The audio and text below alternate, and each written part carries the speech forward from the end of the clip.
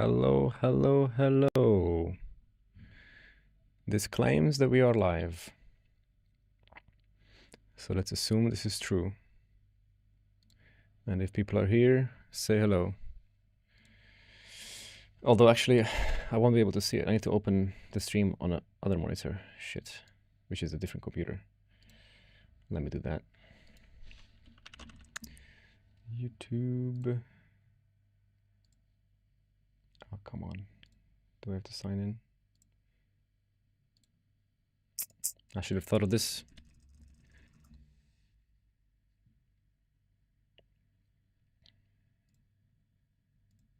Oh my god. How many buttons do I have to click, Google?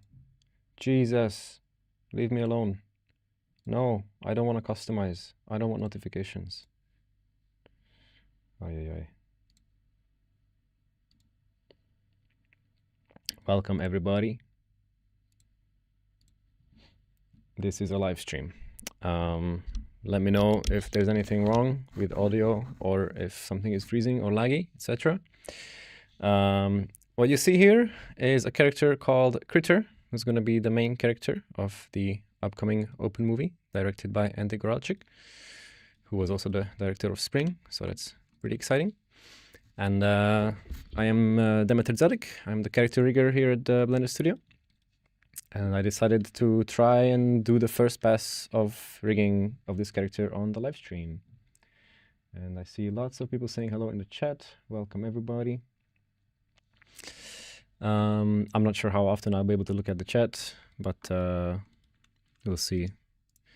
We'll see. Sorry, I think there's not going to be music this time around, because I always get told not to use music, because I always find some list that claims to be copyright free, and then it gets copyright strike or claimed or whatever it's called. So I have this file here that was prepared for me by Julian Kaspar, who modeled the character.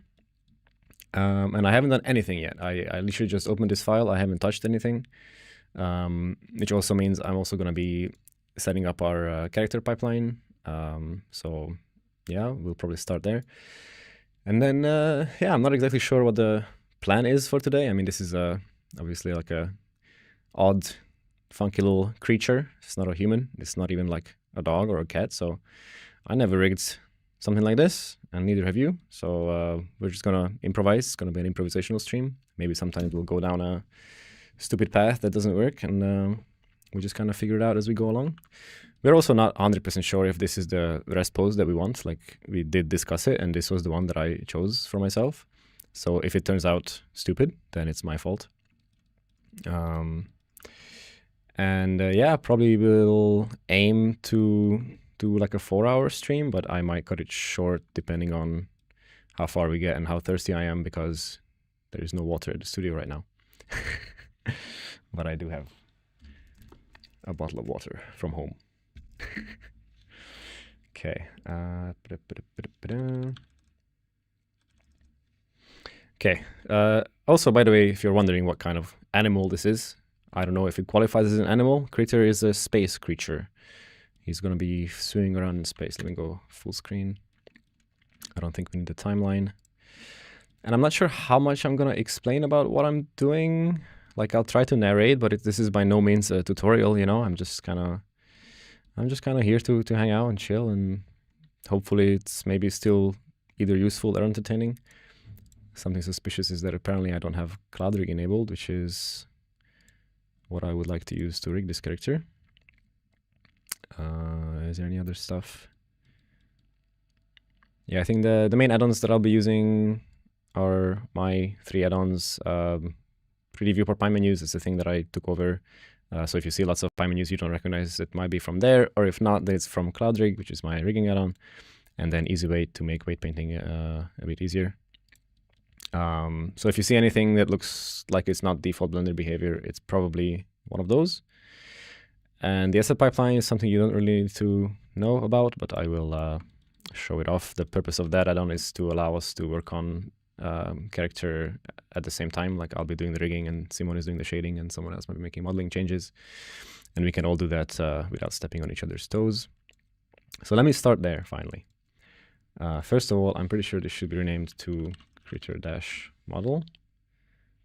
And I'll rename this also to helpers. Yeah, and then we'll see if everything there is fine, but looks fine. I select my assets, I say create new asset, choose which task layers will be local to the current file. So this is the modeling file, so I'm going to check that. Create files for unselected task layers. Yes, publish type active because we don't use the staging system. And then I hit OK and hopefully everything works. Cool, it didn't explode, good start. Apparently I chose the wrong name. I will just, no, I should. Okay, how do I fix that? I can just move everything here. Yeah, that's fine. I'll just move everything out. Like that. I'll remove this. And then I press the sync button. It shows me all the new stuff. Hopefully this button works. It doesn't, because I didn't set up the add-on preferences for the project path, which is data singularity SVN. Is that correct? Yeah, contains the SVN, then it's one higher up. So maybe like this. Let's try that. Oh, but then I probably don't need that one yet. Let's try that again. There we go. His eyes got closed when I did that. Oh, that's just because these objects were hidden and they became visible. That's fine. I still didn't realize that I don't get to see the file name that I have open when I'm full screen, which is inconvenient. So what these buttons did that I just pressed is previously I just had this model.blend file, and now I have all these other files that are for rigging and shading. These ones actually already existed. And then we have the publish, and this publish file is the output of our work, which is the thing that's going to be linked in the shot files. And so this now has the modeling collection instead of the model collection. So I know that the sync button worked. It pushed my changes to the publish. And then I'm going to open the rigging file, which is where I'm going to be working. And then I press sync. And then I get all the stuff, which is perfect. I'm kind of getting blinded by my light, so I might. Yeah, one sec. I need to reduce that light. That's crazy. That's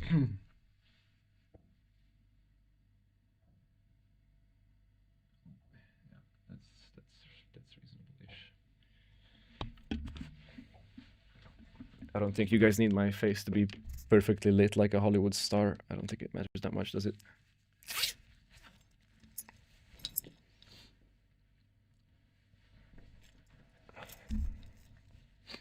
It reminds you of a tardigrade mixed with a newt. I think that's fair. But the concept artist claims it's a gummy water bear. Probably all of those are correct.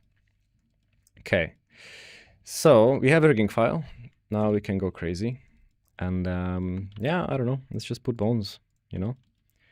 There's a bone. And don't know. We just slap bones, you know? Just call this spine. Do I number it? Yeah, I'll number it spine 1. And then decision, how many spine bones. I haven't thought of anything. Like, I deliberately did not allow myself to think about anything that I'm going to do today, so that we figure it out together. So yeah, decision, how many spine bones? I don't know. Let's put this many. Does that look good? We can always change it later.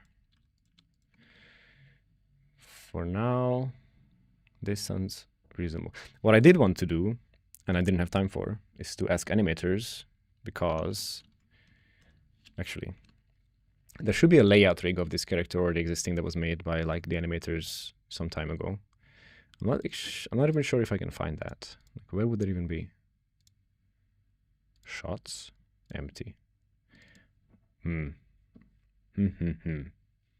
clue.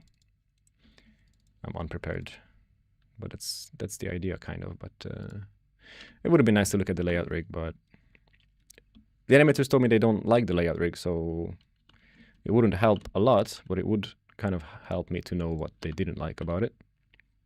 And I'm sure they told me, but I forget. This is a leg that is in the front, and it is also on the right. Let me symmetrize that. So this spine menu is on X from CloudRig. It has some symmetry-related options, but also delete, because it's on X. Makes sense to me. Also, I have a hotkey on Shift X to toggle this option, which actually I do not have. I'm going to fix that because I'm going to use that all the time.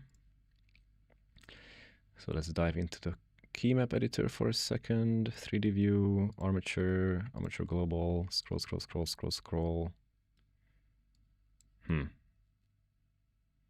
Shift X does not exist. Okay, I lost my hotkey at some point, whatever.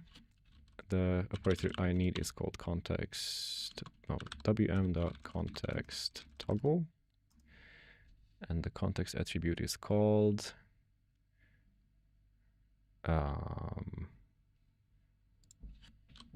object.data.use mirror x shift x. Yeah. Did that work? Yay. There we go. So now shift x toggles armature symmetry. Good. And then how many leg bones? Where does it start? I don't know the answers to these questions. We're just gonna try stuff and see how it goes. How does he bend his legs? Does he bend his legs at all? Does it use IK? What I do know is that in the film, he never grabs things, but he does like swim and walk. Those are things he needs to be able to do. Can I pop out the chat so I don't have to look so far to the right? Yes. Un momento.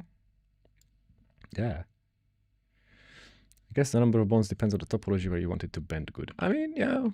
Yeah, topology also, but also like just how much control do you need? Because if you have fewer bones, then it's kind of easier to work with, but not as detailed, I guess. Would a mirror modifier help? On the armature, no, because you can't have a mirror. Armatures can't have modifiers. You just have this option for symmetry. And the character itself does have a mirror modifier, which we might apply at some point in the future if we ever do like shape keys, because if you want to do corrective shape keys for deformations, then you need to apply the mirror modifier, which is annoying, but we are almost definitely not getting that far today, because corrective shape keys is like pretty late in the rigging process. The goal for today, kind of, or at least the next 2 days, and I'm not promising a live stream for tomorrow, I'm just saying like my short-term goals for this character right now is to make a first attempt at a rig that the animators can test and play with, and then we'll iterate from there. So anyways, can I get, why is the header gone? Text info, so I know what bone I have selected. And then, I don't know, 3 bones. Where do they bend? What is the anatomy of this creature? Right? I have no idea. He will probably get finger bones one day, so we can do like cute little squeezy movements, which may or may not ever be in the film, but probably not today, because that's like another 4, 8, 16, 24 bones. I ain't doing that today. These should have been numbered. No, like front 1, front 2, it should have been numbered. Ah, crap. I'm just gonna delete them. Front 1, and then 2, and then 3. And then if you're wondering how come the names don't get .001, it's a feature in CloudRig. If I hold shift, then it gets this garbage 001. If I don't hold shift, then it increments the way that a human would expect. Isn't it nice to be able to rig like a human would? It's crazy. Hopefully we won't need to do that for long, because AI will do it for us. And then I won't have a job, but that's okay. I'll find something else. I'll get into painting. He's gonna put food in his mouth in the film. He does that? Or maybe he does. I should have also watched the animatic again. I haven't seen it in a while. People wish to see a full CloudRig character tutorial with a face. I would also like to do that at some point, but I don't know when. I mean, yeah, we have a lot of productions lined up right now, the small projects, Singularity, and then Storm, the kid free character rig, which is done by Rick, not me, but I'm doing the body rig, which is already done, kind of, but not tested yet. But then after that, it's going to be Cowboy, and Cowboy might be kind of challenging. But and after that, I don't know what happens. But if there's ever like significant downtime, then yeah, I should do. Well, here's the thing, though. I don't know if like making video tutorials is really annoying, in the sense that after like 3 months, they are potentially outdated. Why are the default eyelids closed? I think they are both open and closed because there's a shape key for it. But yeah, don't worry about that for now, because I haven't had time to worry about it yet. I duplicated all these legs already, but I was too fast because I forgot to rename them. Ay. I could just rename them, but it's kind of easier to just do it again. So this is leg middle 1.L, and then like middle 1.R, and then extrude. For now, I'll just put 3 bones for all the legs with some random placement, just so I can generate the rig, do some automatic weights, and then I'm gonna do some testing on like one leg to see what actually feels good, and then I'll adjust the other legs accordingly based on our findings.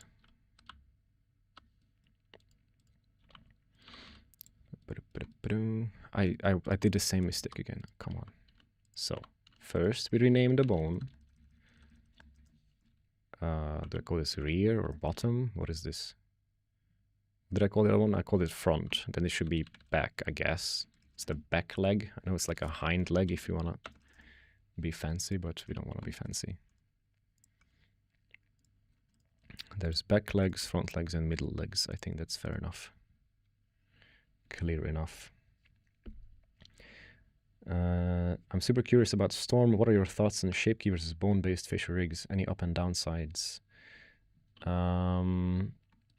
Yeah, so Storm is the name of the kid character that we're gonna release, and one of our animators, Rick, is working on his face rig. It's like Rick's endeavor into the world of rigging, and he's been doing very well. And as for shape keys and bones, this rig is going to have both, which I advocated for as well. And like in the beginning, Rick was thinking, at least, I mean, maybe I'm wrong, but I'm pretty sure in the beginning, Rick thought it would be like heavily shape key based. And I tried not to discourage him from whatever he wanted to do. I merely showed him things. And whether that had an effect on the current plan or not is up for discussion, but I believe currently Rick is doing a nice mix of bone deformation and shape key corrections on top of that, which happens to be coincidentally what I think is the best thing to do if you have the time for it. So it's like the question is about bones versus shape keys. I would say bones are faster to do. So if you are like short on time, then just rig a face with just bones and nothing else. And then it might not look great, but you'll get it done. And then it will be done. And then you'll have something you can work with, and then you'll be happy. If you have a lot of time and not necessarily, and you don't necessarily want to get super technical, and you don't want to like learn annoying rigging stuff and setting up constraints and all that, then you can do a purely shape key based rig, which is going to be very time consuming, but very easy to do. in a technical sense. Like, you don't need to learn a lot to achieve that. You just put a bunch of shape keys, you put a bunch of drivers, and you have a rig. It's going to look good as well. But you might not be able to arbitrarily move pieces of the mesh. You will just have a set of expressions that you can sort of blend and stuff, and that will be your rig. That will be your shape key based rig, and that's probably fine for a lot of cases as well. But if you kind of want the best of everything, then yeah, I would do a bone rig and then shape key corrections on top of that. But that takes time, that takes skill, that takes everything, but then the result is really awesome. Let's snap some tail bones as well. So that's a tail 1. Let's do 3. And probably, I think those side things I'll rig later. For now, we just want the very basics.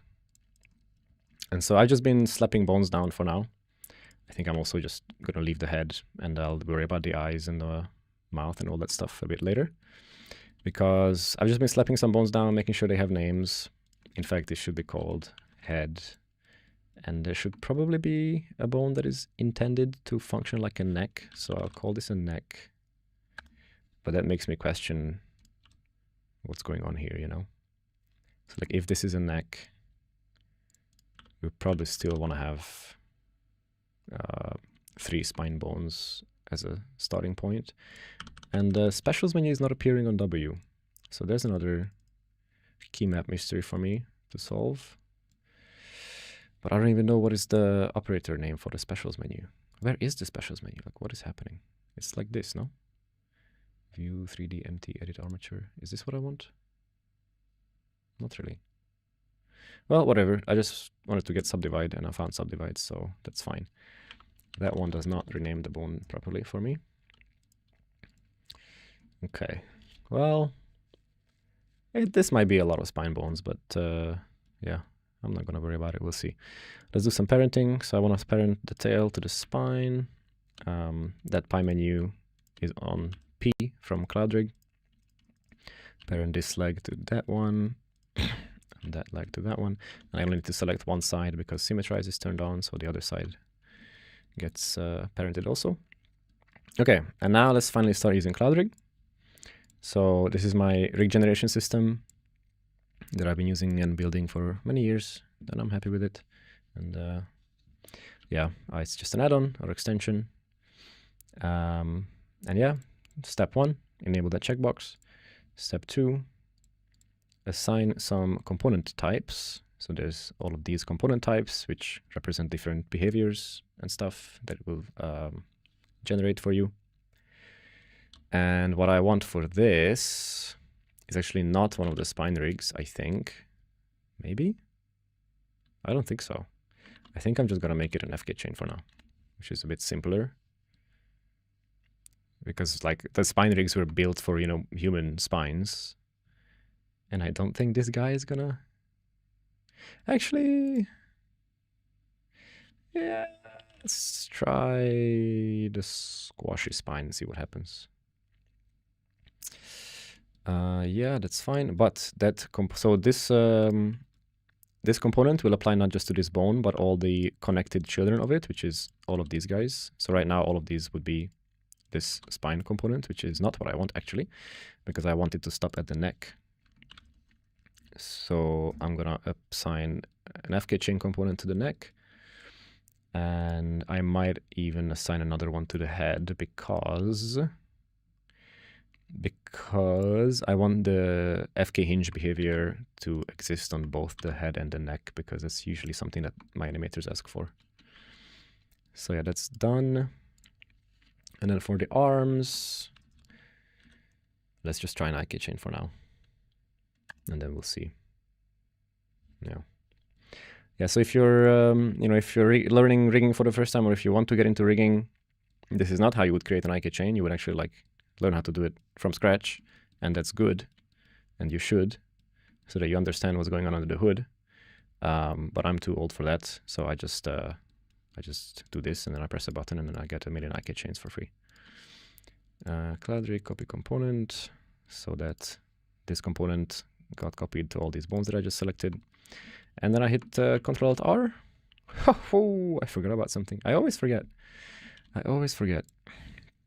that you want to set the bone display type to bbone, which means bendy bone, because the size of the generated controls is determined by the bendy bone size. So I scale these down with Ctrl-Alt-Shift-S, which I think is not a built-in shortcut anymore, but there's a tool for it somewhere here. This one? Is it? Bone size? Nope. Bone envelope? Yeah, that's the one. So that's how you would do it. But I have a shortcut for it. Whee. So, anyways, we have a rig. Oh boy, with a lot of stuff on it. And we can hide some of this stuff. In fact, we should organize this stuff. Blah, blah, blah. How to organize. So, bone collections is a thing in Blender. And that is how we will organize things. Where's the... Right, I need this. So, how to organize? Oh boy, we gotta do it from scratch. I'll just make a spine collection. Maybe a spine IK, spine FK. For now, I don't want to spend too long on this, so let's just say we assign those guys to spine. And then we just do a legs for all of the legs to keep it quick. There's some legs, and then we'll do one for the tail. Assign. And then within each of those, yeah, we want like spine FK, spine IK, and then also spine stretch. Same thing for the legs. Legs FK, legs IK. When you're rigging a human, you save all this effort by using this sample that has all this stuff set up wonderfully. But alas, I don't get that luxury right now. Legs IK, legs stretch. And in the future, these can be, organized even more granularly. But not for now. Tail FK, tail IK, tail stretch. And then we're going to have a rigging collection that's going to have all this other stuff, like the deformation bones, the mechanism bones, the original bones. And then, yeah, these four, I'm going to make sure that they are not used by anything. So we go to our spine, we go to bone organization. I'm going to disable the advanced stuff because I'm not going to touch them. And then FK controls go to spine FK. FK controls extra. For now, I'll leave those alone. Spine main controls can go to spine IK. Stretch controls to spine stretch. And then for the legs, FK controls go to legs FK. IK controls go to legs IK. Stretch controls go to legs stretch. And then again, just like before, I select all the other legs, and then this one, and then I say copy component. So now all of that stuff is copied to all the other ones. And finally the tail, which I forgot to assign a component type for, which I also want an FK chain. FK controls go to tail FK. Oh, and yeah, I don't know why I made tail IK. I don't think the tail is going to have IK. At least not at first, not unless somebody asks for it. No, IK wouldn't make any sense for this. It's just going to be FK. And tail stretch. There we go. And now we regenerate the rig with Ctrl-Alt-R. And now, ignore that the collections didn't have names at first. That is a bug that I should fix. But for now, if I disable the rigging collection, it looks one step less overwhelming. And then this FK secondary stuff I should put somewhere. These shouldn't do anything anymore. This one still does. So the neck, I guess. So I forgot to assign the neck to spine collections. Spine FK, and the same for the head. Which I can essentially just copy from the neck. Yeah. Go again. So there's some spine bones. FK, IK stretch. Yeah, that kind of works.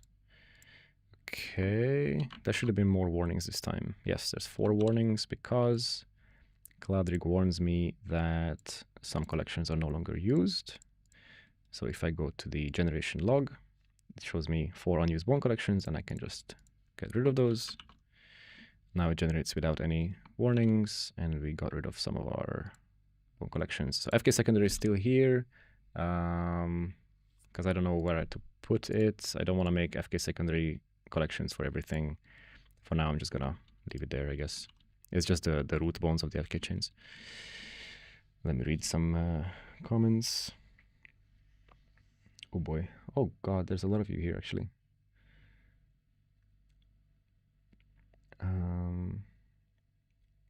Right. Face rig tutorial. Eyelids closed. Look again. Are there plans to improve cycles? I'm not. Do I look like a cycles developer? Will there be more rigging streams? I don't want to promise anything right now. I mean, in life, if I don't get hit by a truck, then yes. I like streaming, but I don't always get the time to dedicate to it. Shape keys only limit is how far the range can go. I wouldn't agree with that. I mean, depends on your definition of a limit, but then if we're assuming that creating a shape key doesn't cost time and effort, then the range limitation is not a real limitation either. So I would argue that the limitation of shape keys is that they take more time and effort than bones to achieve the same level of flexibility as bones, but often more beautiful results. When I rig a character, it starts lagging a lot afterward and the file becomes very heavy. If that is the case, the most likely mistake that you might be making is that you have a subdivision surface modifier and your armature modifier comes after it, because then you are deforming, you know,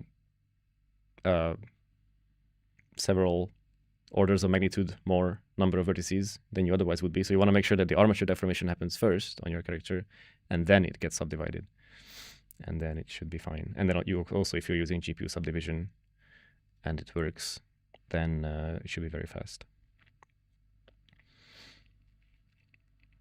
Same for other like constructive modifiers. Like armature modifier should be pretty high in the modifier stack. Basically after like mirror, and that's it.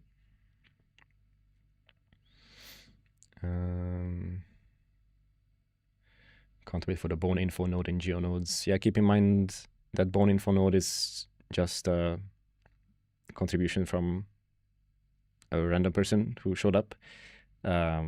So for that to get into actual Blender would be a lot of work. And I don't know if they've even had a design meeting about that stuff yet. But I hope they do. I mean, I'm also excited for it, and I think it's awesome. It's just that I've seen the story of a random contributor showing up and then sort of realizing the reality of what it takes to contribute code to Blender, and then they disappear. Contributing code to Blender is not easy, because it turns out there's millions of people out there using Blender to make a living. So you can't just show up with a bunch of code and get it in. But you can show up with a bunch of code and discuss design with the core developers and maintainers and etc. and spend months and months iterating and getting user feedback and eventually get some code in.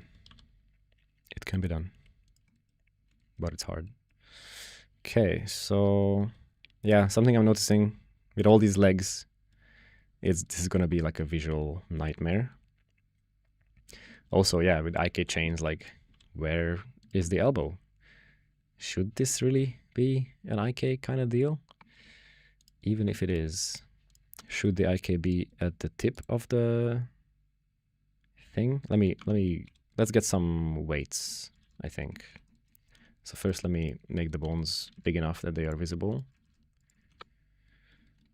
So I'm just switching between the meta rig and the generated rig and regenerating while tweaking the bone shape, which is like, it's a pretty lame workflow in a way, because I wish I could like preview how big they're gonna be before I generate the rig, but I never bothered implementing that because the 3D viewport Gizmo Python API is horrible to work with. And as you can see, this workflow is like, it's lame, but it took 10 seconds and I'm pretty happy with it. Yeah, so I was gonna say, let's slap some weights on this guy. So this is like the main object. So let's just maybe start with that only.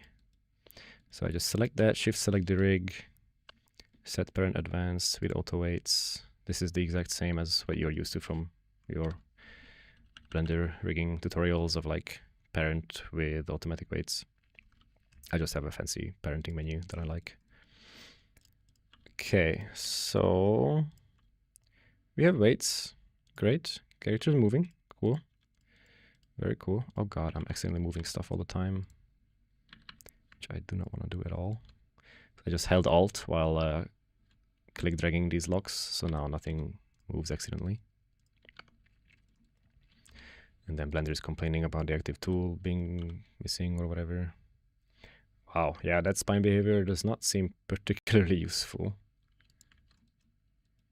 But how, you know, how can you tell without trying?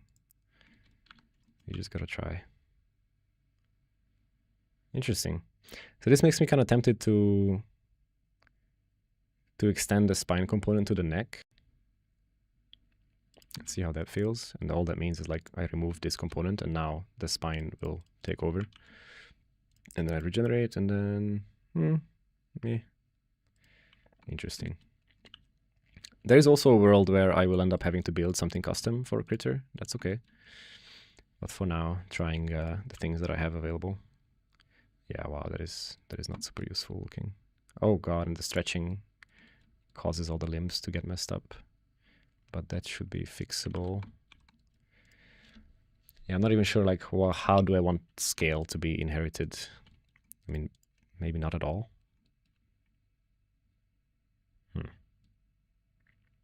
Possibly not at all.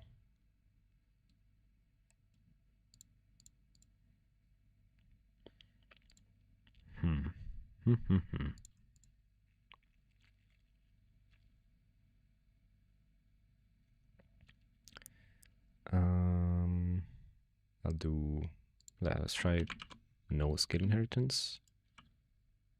Even that is a bit weird, because the front leg is like moving up. Ugh, this is going to be an annoying problem at some point if the animators want to like scale the guy. But maybe they won't want to scale the guy. Wouldn't that be nice? Yeah, I'm pretty sure like if we want like a stretchy spine for this, it would need a custom solution. Because this ain't ever going to look good. Just like that.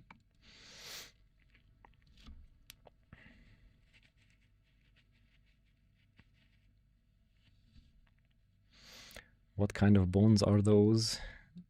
I don't know if maybe you're referring to the bendy bones. They are the bendy bone kind. They are the bendy kind of bones.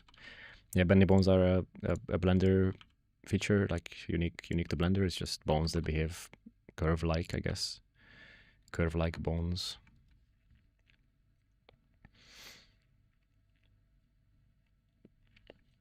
And what is this rig tool? then if you were referring to the rig generation system, it's CloudRig. Whenever I rig a character, always the legs break, unlike the arms, which seem fine. Not sure what you mean by break.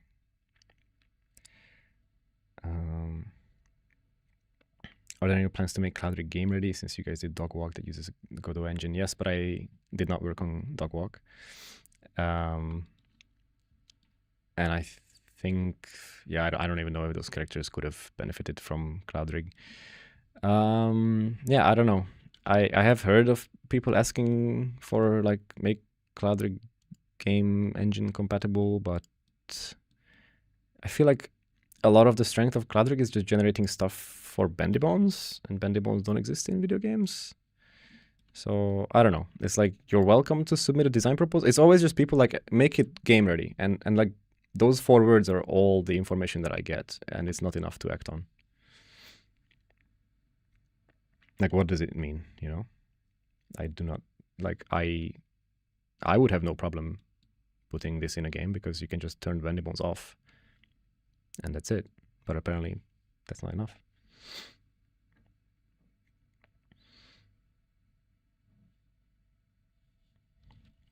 Okay, now back to business. Maybe I'll hook up the eyes in a second as well, so that we can have him bob his head around a bit and look cute. But for now, I kind of want to solve the legs. Like, so right now it works like this, which is, you know, kind of the default IK behavior, where you can rotate the last bone like that. But to be honest, I don't know if it's useful for this guy. The stretching also does that. That's just the weights, of course, but like, how would an animator want to animate this? Let me try the finger rig, which behaves quite differently. Is it FK by default? Oh boy, big menu, ignore. I don't think I want the hinge for this thing. IK stretch, FK switch, full IK. So FK switch on. So now it behaves like this, but then if you rotate this, then it does that. I'm not so sure about this.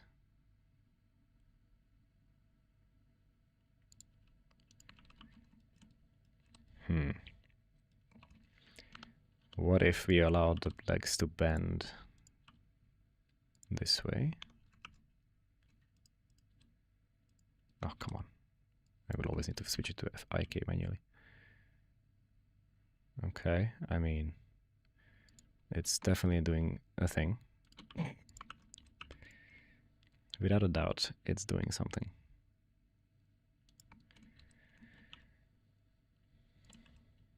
Oh god, this feels very annoying to control.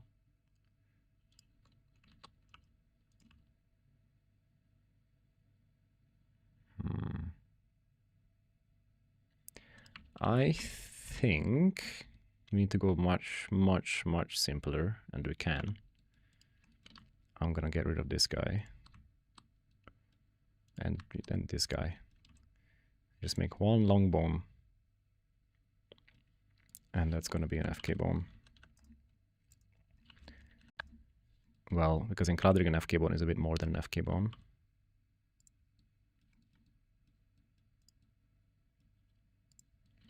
Let's try this. Must be a chain of at least 2 connected bones. Says who? Oh, because I need to also switch this to FK. There. And then redo the automatic weights. And then we have something like this.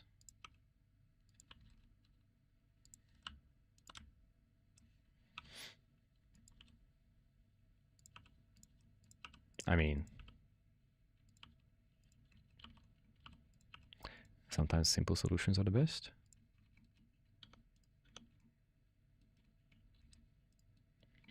Let me remove some of these crazy weights that we got from the auto weights algorithm.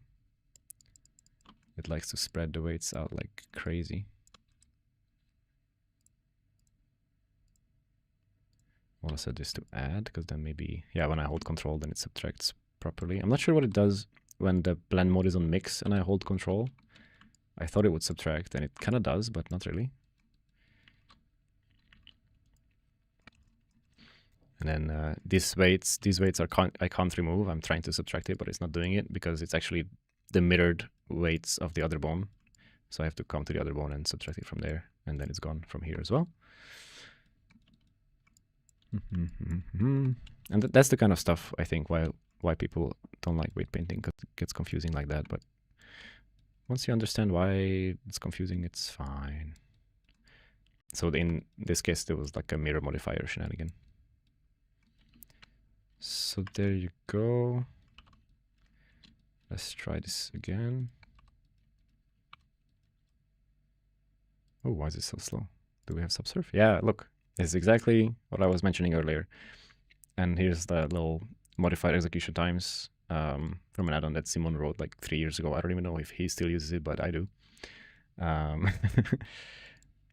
So, because, yeah, no, wait. This is not what I expected. I thought the armature modifier would be taking like 70 milliseconds, not the subsurf. That's odd. But in any case, I'm still pretty sure if I move the armature modifier up, yeah, now we can use GPU subdivision, and then it's still slow. Interesting. Well, at least this object doesn't seem to take so long to evaluate, only 2 millisec. Oh, it's only in weight paint mode. Well. That shouldn't matter. Okay, that might be a Blender bug. So by the way, I'm doing this on 5.0 alpha, like latest daily build, so there could be weird bugs happening. Very possible. But anyways, yeah, I think I kind of like this. One more thing I want to try that is similar is the feather rig. It's called a feather rig because it was made for a bird's feathers, but it turns out to be useful for a bunch of other things. Yeah, the control shapes do not make sense for critter, but that can always be changed. So then, what was the cool thing about this? There was a cool thing about this. Yeah, this. No. I forgot what was the cool thing about this. What I was hoping for is not this, but I know how to get it. If I go FK chain and I enable smooth spline, which is dangerous because it's buggy. But so now you can just kind of drag his foot and it points at things. But the problem is it's also stretching at the same time. And that makes his toes longer, and that doesn't look very good. But those could be a different bone in the future. Yeah, I think if those were a different bone, then this might be okay.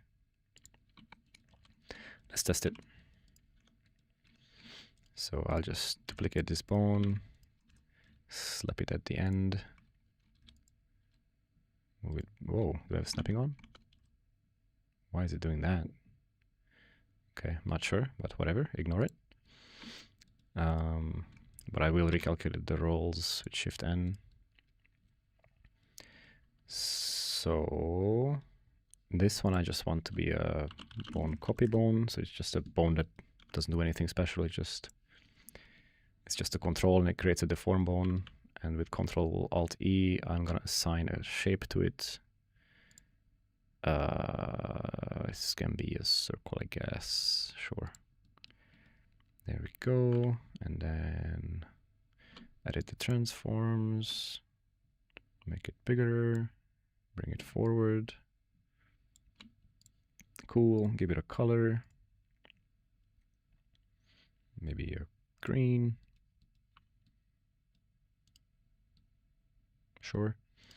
And then symmetrize that. Parent it to this guy. Actually, I want to parent it to the... No. What do I want to parent it to? Not sure. Let's test it first. So if I weight paint this bone to... how do I... There's so many... There's legs everywhere. How do I select just this? Just expand selection and then back down. Back to weight paint. Vertex masking. Accumulate, spreadsheet circle, paint through mesh. Something like that. Wait, oh no. What group am I painting? Whoops. Wait, what? Oh, because earlier the leg 2 bone already existed and now I recreated it. So I now have the old vertex group, which was not my intention. But let's just paint that away. That should be fine. And then let's try this thing again. Right, so it is not parented. You guys can't see it properly, but... So my new little toe bean bone is not parented to this guy at all. I guess only to the FK maybe. Which is back there for some reason. Which is not what I wanted. I think I want to parent this to the STR bone. And to do that, I come back to the meta rig, and I'm switching between the meta rig and the generated rig all the time with Shift T. Shift T, not Shifty. And parenting, I want to set the parent to that bone over there. Regenerate. Right. Well, that is not what I wanted either.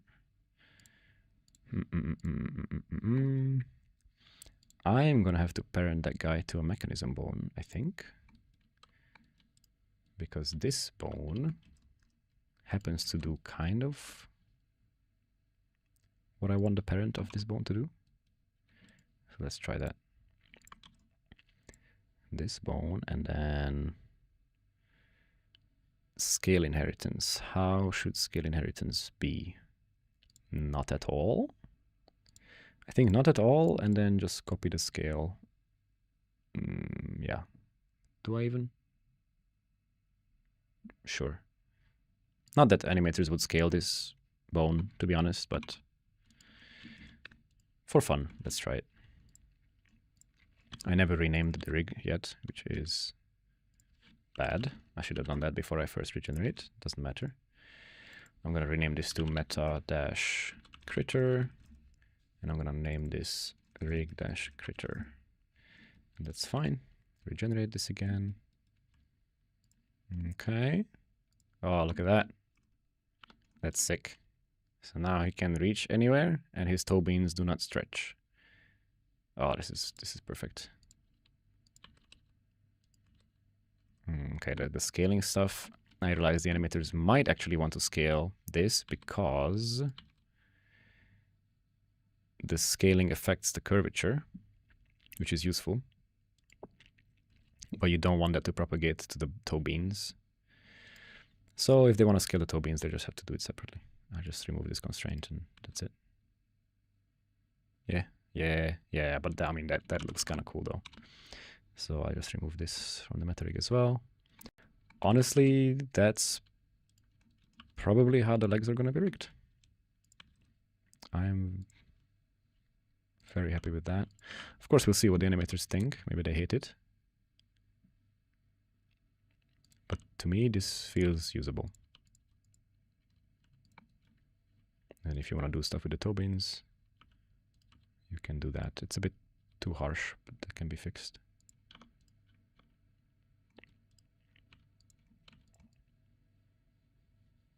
I'm holding shift now for the blur brush.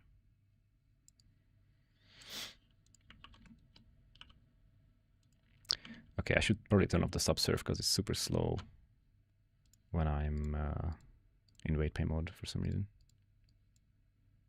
Where is simplify? Simplify on, no more subsurf. Weight paint mode.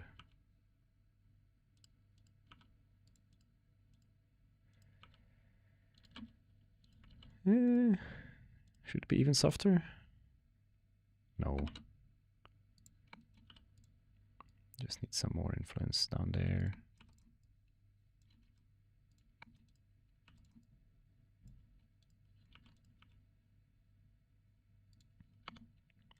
And then, of course, well, preserve volume, meh. Corrective smooth, maybe. This character is probably gonna have corrective smooth because it's such a smooth character, you know. It only makes sense. Let me bind this corrective smooth in this pose. And yeah, that's doing good stuff. I like what that is doing. But I'll probably keep it off because it can be a bit deceiving if you work with corrective smooth on. Okay, let me read the chat.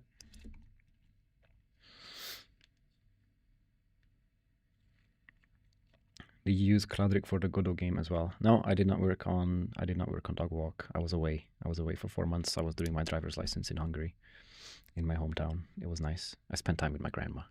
She's doing great. It's very nice. She cooked me a lot of food. I put on a lot of weight. Yeah, I believe the Dog Walk characters were rigged by Hjalti. I think he made a blog post about it, or he will make a blog post about it. I'm gonna look that up because I'm curious. Blender.org.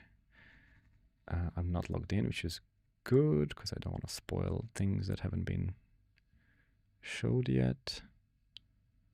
Early access animating character rigging for Project Dog Walk. There you go. If you go to studio.blender.org/blog, you can find this article by Hjalti where he talks about the rigging of these two guys. Highly recommend. So they managed just fine without me. Don't worry, guys. He was crying for me so much in the production video logs, but he was doing great. He didn't even ask me for help. He did it all by himself. He left me alone, which is very nice.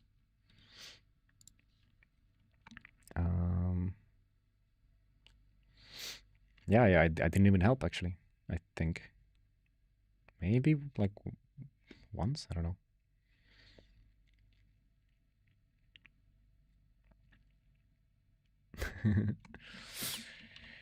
All right, so yeah, I'm happy with this leg rig, and I'm gonna probably just put it on the other legs and then move on to the next thing. And of course, I'm sure animators will have thoughts about this and maybe ideas on how to make it better, such as they might ask for like a thing in the middle, but I don't know. Is it necessary? They always ask for pointless stuff anyways, it's fine. So how to replicate this now quickly. Did I remove dissolve bones from this menu? Or is it in like is it in the redo panel? No, it's not. Whatever. Also now the numbering kinda doesn't, no, it still makes sense. It kinda, because I don't want to call these toes. I'm happy with leg something too. So I'll stick with that.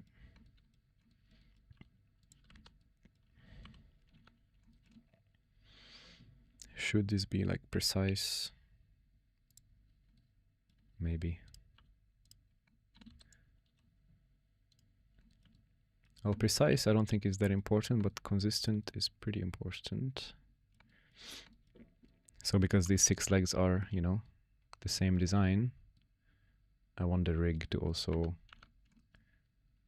be consistent across them. So I want to put the pivot points in a consistent place.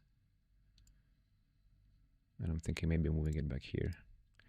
Obviously an insignificant difference, so I'm just splitting hairs here. Or even is this bone? It's there. Where did I put it? God. On the edge loop after the valley. Edge loop after the valley. This one. Yes, good. And then extrude this. Delete these. Put this on the edge loop after the valley. I could just do this for more precision. Yeah, I should probably do that actually. Let's do that. I select an edge loop, I snap the cursor, and then I snap the bone to that.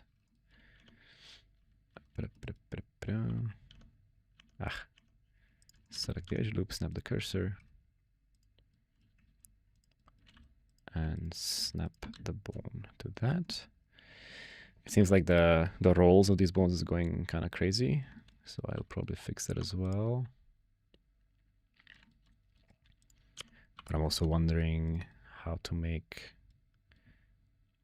the beginning of these bones kind of consistent, and like how deep in the mesh do I want it.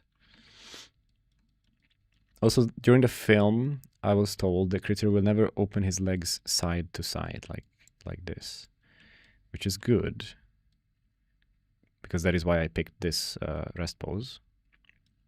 And so far from what we've seen with this leg, it looked like it was working pretty okay.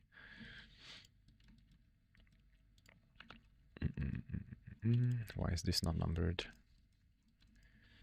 Back 1.L, back 1.R. Yep, that's correct. And then like so. And then all of these guys can copy the component of that bone. And all of these guys can copy the component of, well, that's going to be a bit more complicated than that. And then we copy the bone shape, and then we set the same bone color. Cool. Let's regenerate this. And what we want to do is change these parents to the correct ones. Why is this .r? This should be .l. Oh, because I copied from this, I guess. Right. So .l, symmetrize that. Good. And then back to .l, symmetrize that. And I also said that I would recalculate the rolls, so let's do that.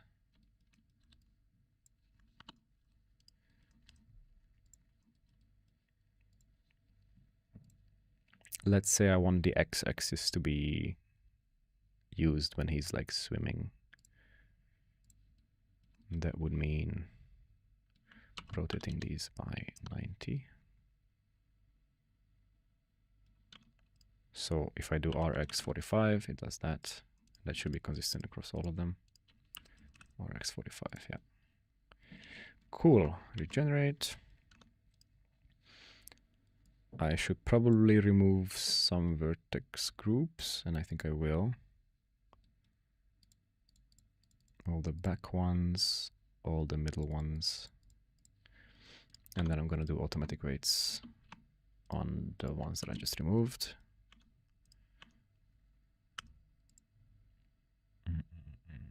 So an automatic from bones. Cool. And then let's subtract these crazy weights.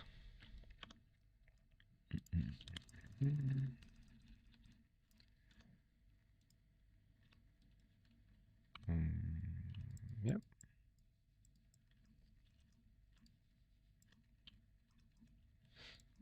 Just add, subtract, and blur. Probably do the same on the bottom one first.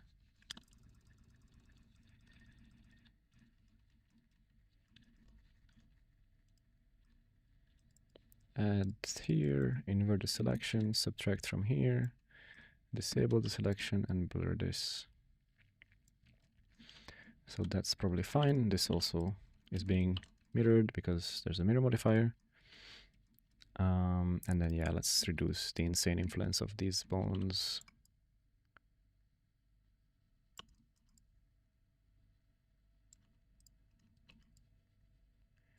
Make these groups a bit sharper, I guess.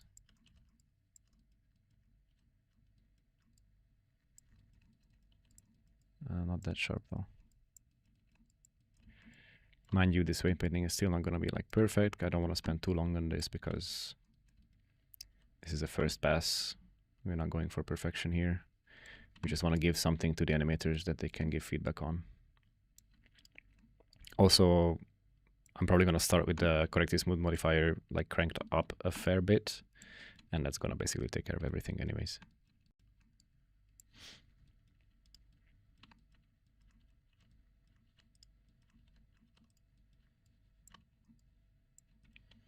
And we haven't checked the tail yet, but we'll get to it as well. The spine could use some weights here. Let me focus deforming bones. Where is that button? Here. And, you know, also I'm not like testing the deformations. Like I don't have like the keyframes and all that stuff to... That belly should probably have more weights, but I'll get there in a sec. To properly test these deformations, I would make like some keyframes and poses. And I will, eventually. But right now it's fine, I think, to just eyeball it, basically. Like I can tell that this leg, when this moves, it's gonna tear the belly apart, which is not good. So let me select some guys here.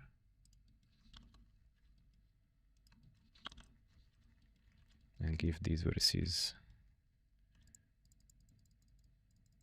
some more influence from the spine bones. That's better.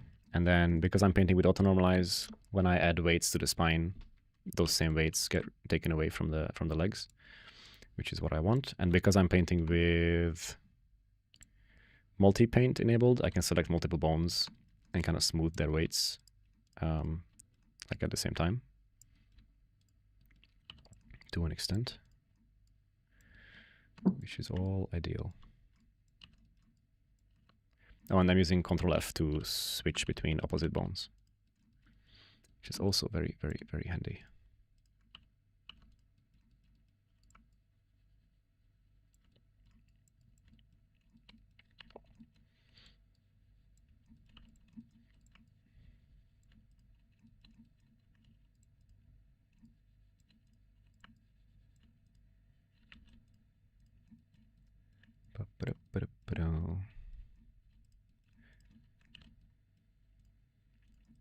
And of course, weight painting is not super exciting, but that is a given. Nothing can be done about that.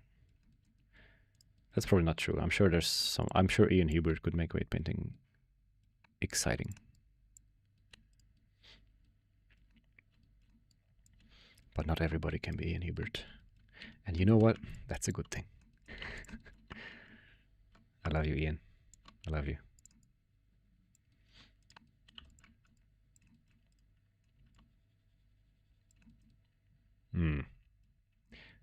Okay, yeah, the bone placement of this tail was horrible. But guess how long it takes to fix that? That long.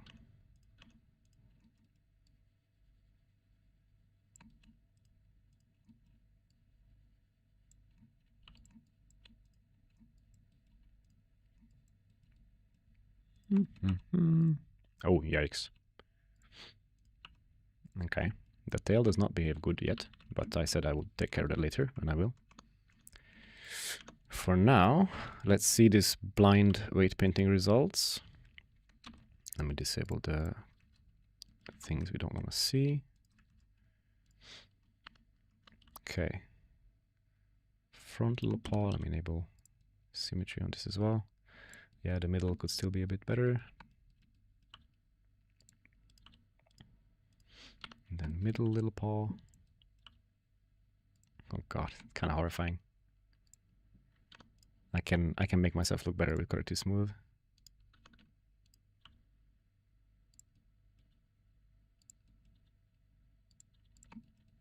I think it's a usable rig, dude. Oh, I forgot something. Huh? Inherit scale, yeah. So that is not a part of the rig component in this case, but I wanted to set the inherit scale of all of these to none. Which does mean that when I scale the root bone, everything there is like bad. But that's something I can worry about later. Also, people should just not scale the root bone. Don't do it to me. It makes my life so complicated. But it should be supported. And it will be, eventually.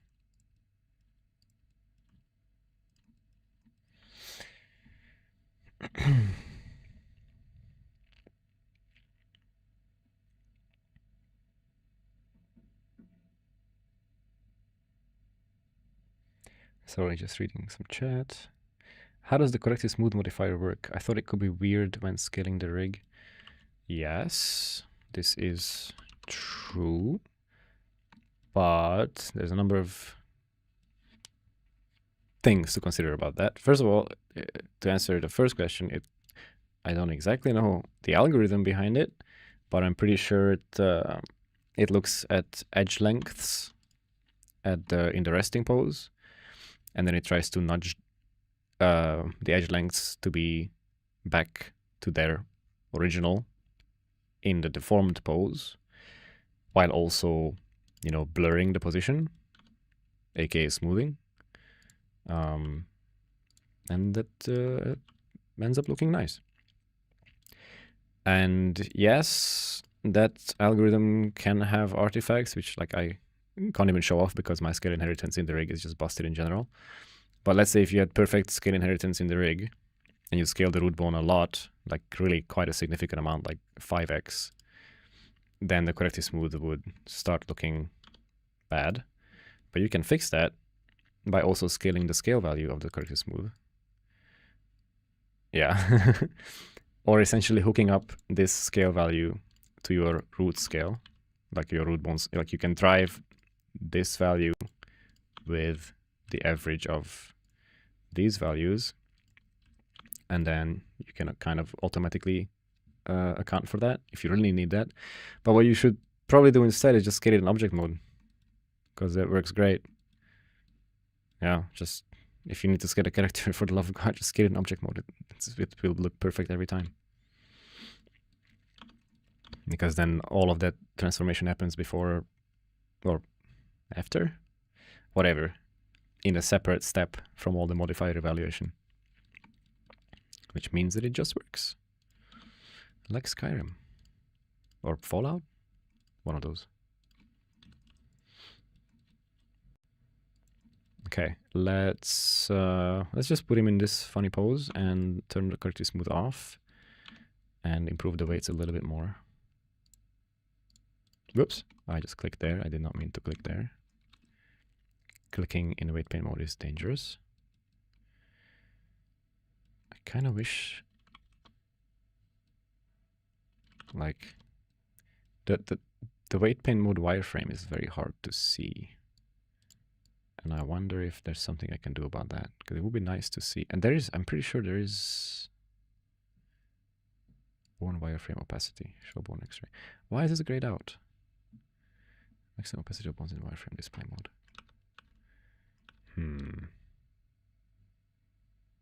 Does it refer to this wireframe display mode? Yes. Oh, but that's not helpful.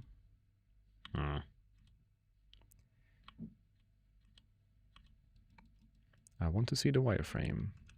Oh, right. Yeah, but that still only works. There's something I can do, which is... Crap, it's not here. There is an option to not show zero weights, and then... But I swear there should be a way to... Oh.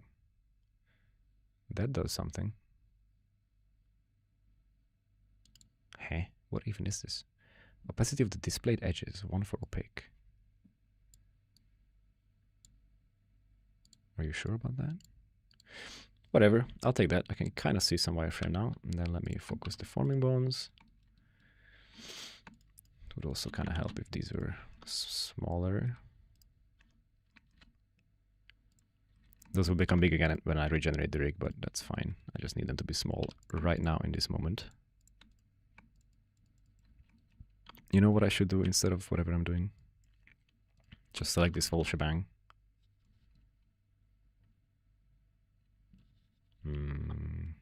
Maybe a bit more. But then a bit less.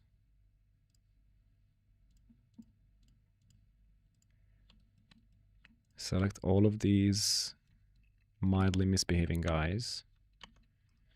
And then say, I'll do it here, I think. It's gonna look better. Smooth vertex weights. Not just the active group, but all the deform groups by a factor of 1. Maybe not. But do like 3 iterations, 4 iterations. If you do too many iterations, it's like the weights are gonna spread out quite a lot. But maybe they should. Maybe it's okay if this like influences this geometry a little bit, because that's probably what's gonna happen now. Let's try it.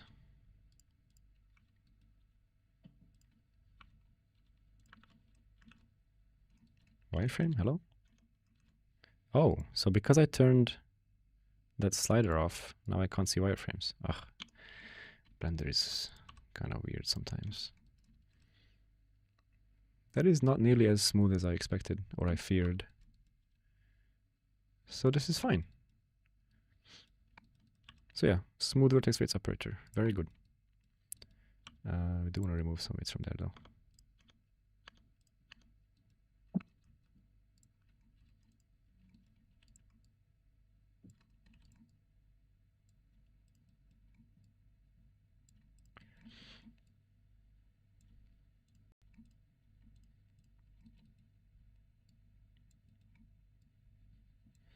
And then we still haven't figured out neither the spine nor the body really.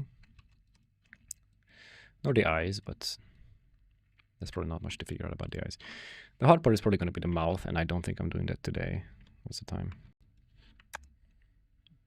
Oh. I've only been here for an hour and 15 minutes. Maybe we'll do the mouth. Oh. What's going on here? Huh? Oh, it's an IK. Right. Yeah, I mean the spine doesn't look very good. It's not doing very good things, to be honest with you.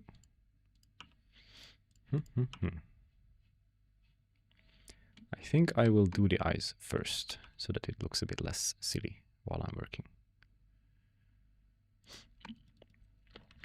But not the eyelids though. Just the eyes. Whoops. Where is the eyelids? There's the eyelids.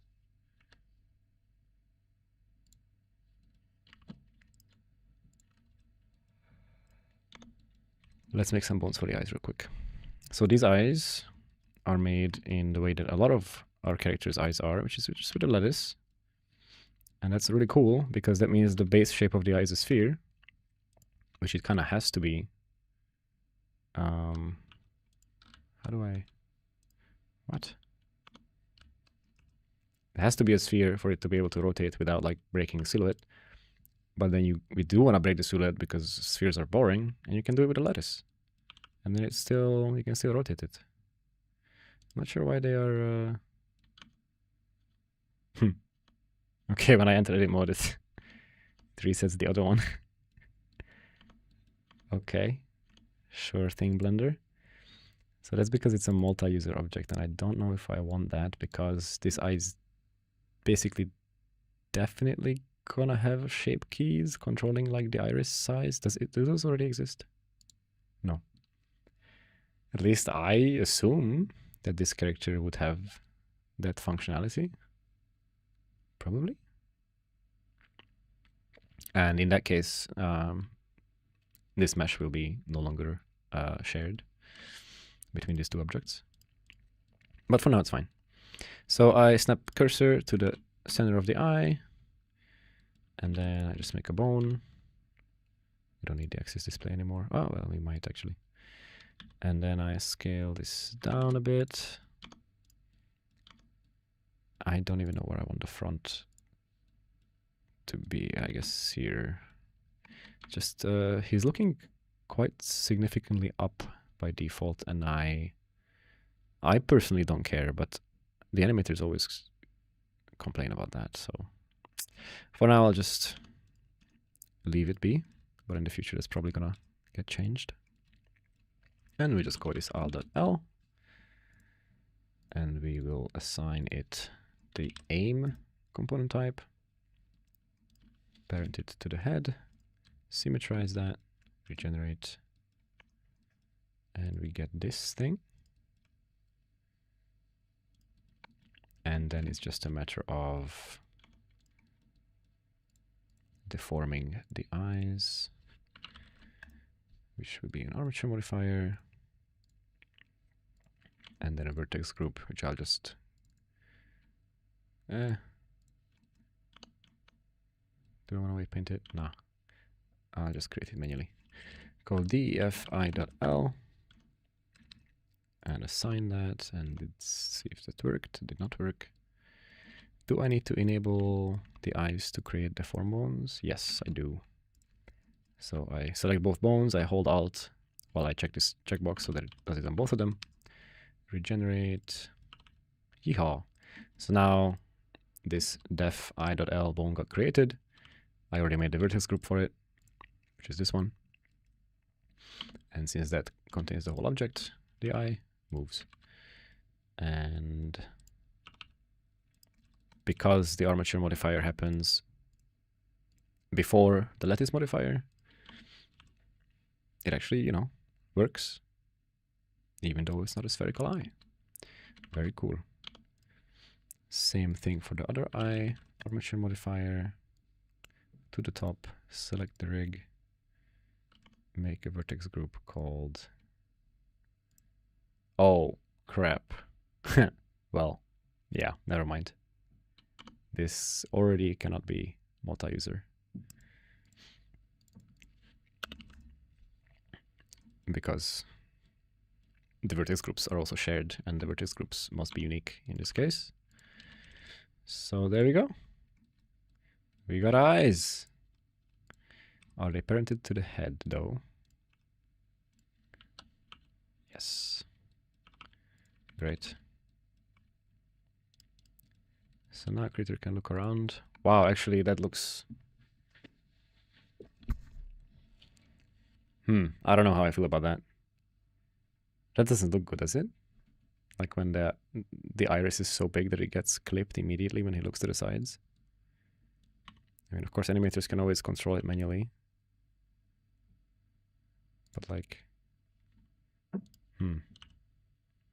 Well, it's gonna be a discussion. Another thing is you can't really control the ovalness of the eye. Like, if I rotate this bone, it's just... The oval is always this way, because that's defined by the lattice object, which we are not controlling right now. Okay, well, it's gonna be interesting.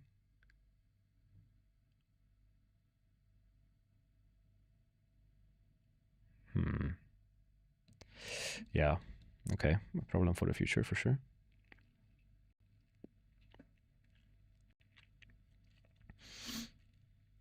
How would you go about rigging the eyes? I hope that was answered in the last few minutes. But yeah, unless you're asking specifically about the controlling the ovalness, which I don't have an answer to that yet. I kind of want to find some resemblance of an attempt at an answer, maybe. So here's the lattice.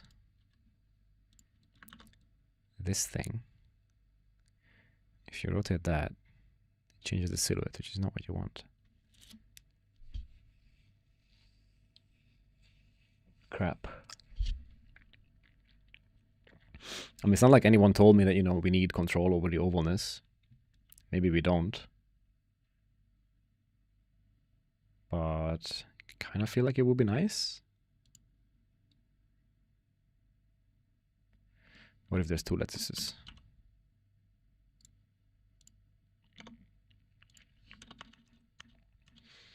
And then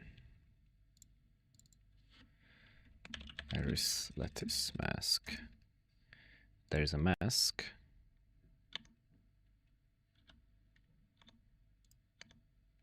Go away, bones. I don't care about you right now.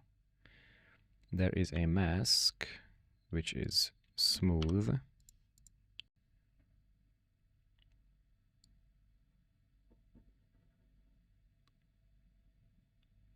like that. And then there is a second lattice modifier.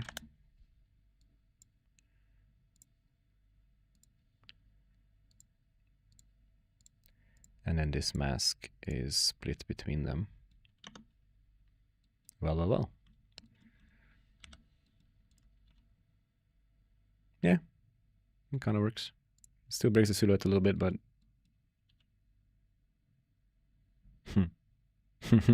God, that's horrifying. Doesn't break it as much as it did before.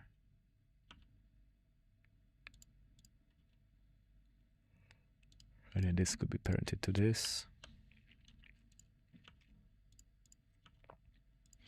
Let me reset the transforms of this to be the same as the other one.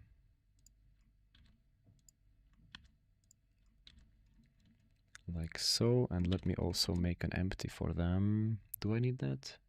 Yes, I need that. Yeah. Because I also want to put these transforms in the empty instead. What is this empty? Center. Is this being used by anything? Yes, apparently. Whatever. Where was I? So I want to copy these transforms to an empty. Then what do I want to do? I want to parent this lattice to that empty. Then I want to clear the inverse matrix. Do I? And then I want to Alt-G, Alt-R. Yes. Because now I can rotate and move this guy. And if I do Alt-R, Alt-G, I can reset it. Which is what I would like to have. At least while I'm testing this stuff. I should organize some things a little bit. So it's like this goes in the rigging collection. This gets a new collection called critter rigging helpers. This gets an empty. These lattices are also gonna come here. I will have to hack the pipeline a bit. No, I'll just do it now in a nice way. So I would like to have ownership in our pipeline of these lattice objects, which were, created by the modeling department. So currently they are owned by modeling, which we can see if I come here to ownership inspector. It says here the owner is modeling, which means if I make changes to this object, to these objects, which I just did, and then I try to push it to modeling, I'm gonna lose those changes. So to fix that, I'm gonna come into the modeling file, and then I'm gonna see, oh crap. Right, there's a bug that I forgot to fix, where these guys cannot be surrendered because this button is grayed out for no reason. But if I do batch set ownership, selected objects, set surrender, then they get surrendered. And I can hide this again, can sync. Then I open rigging file.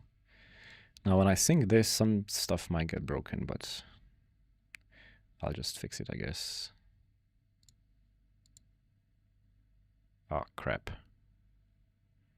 Fail to append collection. What? Oh, right. Yeah, this happens sometimes with the sync button, but not with the pull button, which is odd because it should be the same thing. Rig dash lattice on object geocritter il.lock. Huh?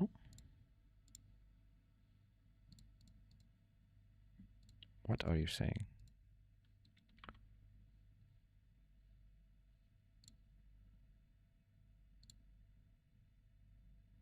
Rig dash lattice on critter il.lock. Oh, not the lattice, but the geometry. All right, because they have the same name. They need to have a unique name. Oh, but actually there's more. Sorry if this is super confusing, but besides surrendering the object ownership, I also need to surrender from the modeling file the modifiers. Let's just say all of them. Huh? Oh, crap. That's not what I mean. Okay, but then I should be able to do that one by one, actually. Modifiers. Yeah, these guys I want to surrender. Maybe I should just surrender everything.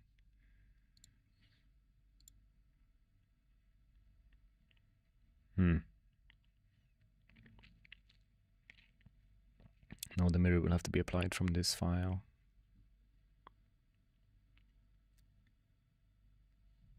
This is fine for now, let's say. Whoa, what is that? Ho, ho, ho, ho. Okay. Yes, those should be surrendered because I will probably need to do a lot of work with those eyelids at some point. Okay, let's say that's fine. So let's sync this again. So sync pushes all this data into the publish file. Then I open my rigging file again. And I pull, well, let me remove this modifier because it's causing issues. And now I pull without errors. Very nice. And is the parenting information of this lost? It should be lost. Yes, it is. That's fine. And now I would like to claim the ownership of all the things. Yes, so now I own these lettuces. I will also put them into my own collection. I'll rename this one to iris.l.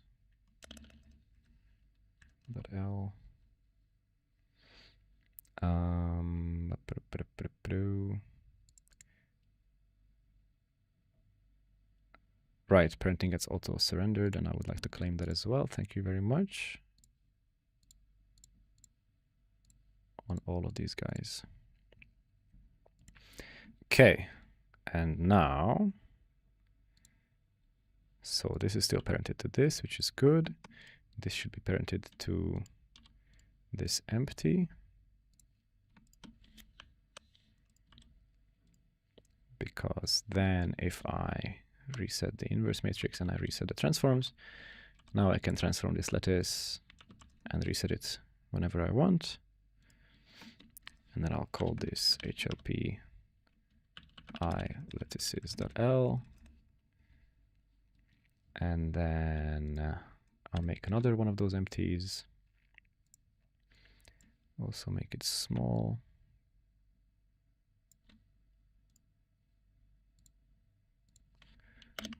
Make them the same size, and then copy the rotations of this guy. I'm sure there's a better way to copy those transforms, but whatever. And then parent this to this, and then clear its inverse matrix and reset its transforms. That broke. Great. Why?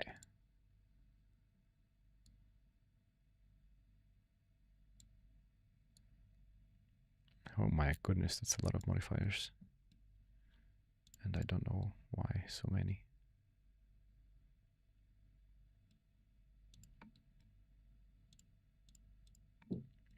Yeah, this lattice looks suspicious. Let me undo for a while. Right, so here this lattice looks like this. Oh, scale X is on minus whatever. When did I lose that and why?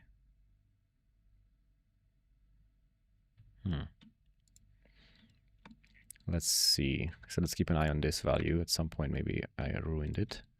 So I parent it to that. I clear the inverse matrix. Oh. What? Wait, what? Huh? So right now, only the X has a negative scale. And then I parent it to this. And now all of the X's have a negative scale. What?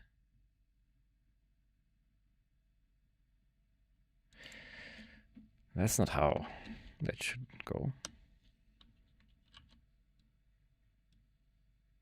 Okay, well, what if I just manually invert those again? Then it's fine. Okay. I mean, I'm not too surprised that parenting operators don't handle non-uniform scale perfectly. So I'm just gonna move on. I want to duplicate this lattice, rename that duplicate from I to iris. Oh, crap. I want to... Oops, I lost my vertex groups. Why did I lose my vertex groups? Uh-oh.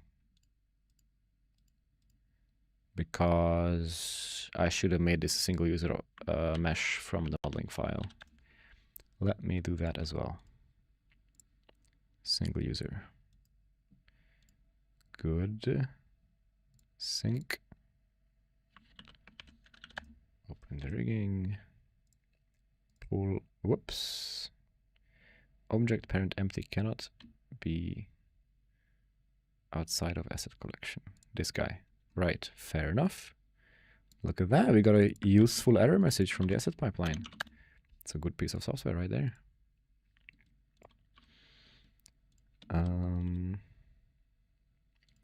Right, where was I? The eyes. So I do need to remake the vertex groups, which is fine. The modifier is still there. It's good. So yeah, I should have made it a single user object in the modeling file instead of in the rigging file. That was illegal because as a rigger, I did not have control over this mesh, but now I do. fi.l. That's everything. And then defi.r. That's everything. And then mask iris. I don't know what I called it before, but it doesn't really matter. So to keep these perfectly the same, I will do this. I don't know if that does it for both objects. No, it does not. Great.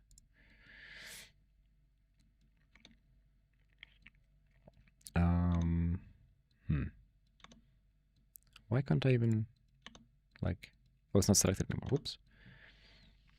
So I'll just select the whole shebang. Is this gonna work? Let's try it. Smooth vertex weights of the active group. Like 4x. And then how does it look like? That did not work at all on either of them. That is odd. And then I'll do it here in weight pay mode. Smooth the active group by those numbers. And then here, smooth the active group by those numbers. Cool. So now they are the same. Did I claim this lattice modifier yet? No, but now I will. So now this modifier is owned by rigging. And I will claim this as well. Now that is also owned by rigging.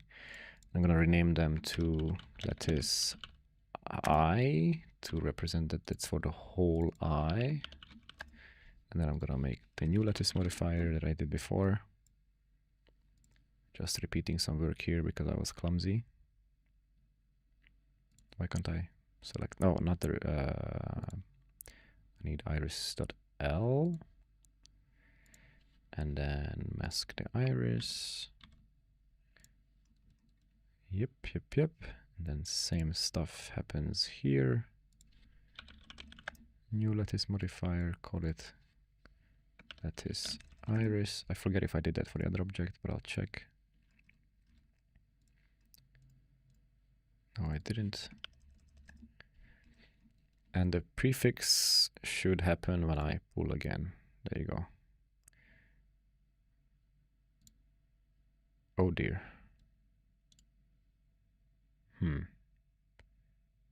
So the I's lattice modifier came back. Because I changed the name at the same time as when I claimed it. Ah, crap. So I need to claim it first. Then sync. Then remove the modifier, in this case. Oh god. What is happening? Just trust. Just have faith. Oh boy. I'm losing faith. Sync again. Oh boy. Okay, so something is wrong. Oh, the mask is gone. The mask assignment is gone. That is odd and concerning. Will that happen every time? Nope. Just that one time. Okay. Don't question it. If it works on second time, just don't question it.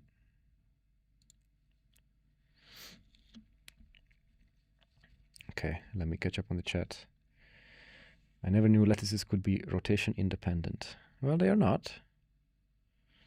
Don't know what you mean by that.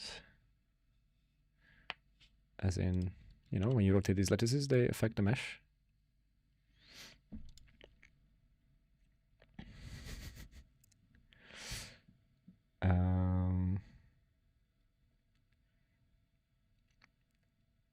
Already has a lattice on it. Nice. Big eyes like that are always a challenge for me. Yeah, like I was saying earlier in the stream, if you want big eyes that are not spherical, you have to use lattice. It's the only way, because otherwise when you rotate the eye, it's gonna... I can show you what it's gonna do. It's gonna do exactly this, which is bad. Very, very bad. You cannot work with that. But yeah, you just put a lattice modifier on it, you keep it a sphere, and it works. I mean, it's like a sphere, you know, originally, a perfect sphere, and you introduce the ovalness procedurally, and then you're happy. And hopefully you don't run into this issue where, like, the eye is so weirdly shaped that you want a separate control just for the iris, which I don't know yet if it's really gonna work, but it's looking promising, I think. Crap. There's something else I need to do, which is on these iris objects, which should already be parented to the eye lattices. They are. I want to clear the inverse matrix. What just happened? Why did it only happen to one of them? And then I reset everything. Clear. What the hell? Huh? Wait, this is parented to the empty? That's wrong. You should be parented to the eye lattice. And then clear the inverse matrix, reset the transforms. There we go. So now I can rotate this and rotate this. Oh god.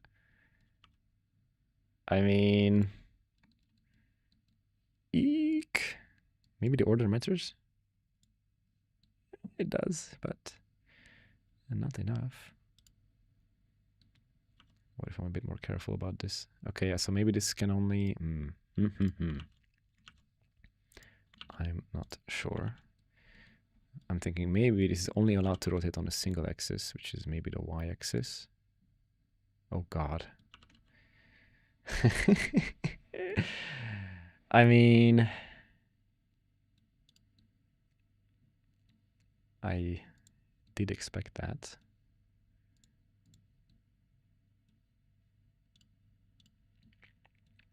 But I was hoping it would be not as punishing. That looks pretty bad. Pretty bad. You know what? You know what the answer is when you're in trouble? Ever? In any life situation, like financial trouble, relationship trouble? Put corrective smooth on it.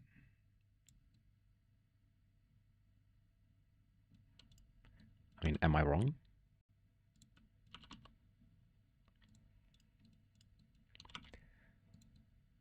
If it's stupid and it works, it's not stupid. It's obviously a lot less oval than it should be, but this is a temporary solution. The real solution might lie in shape keys or something. Whatever, man.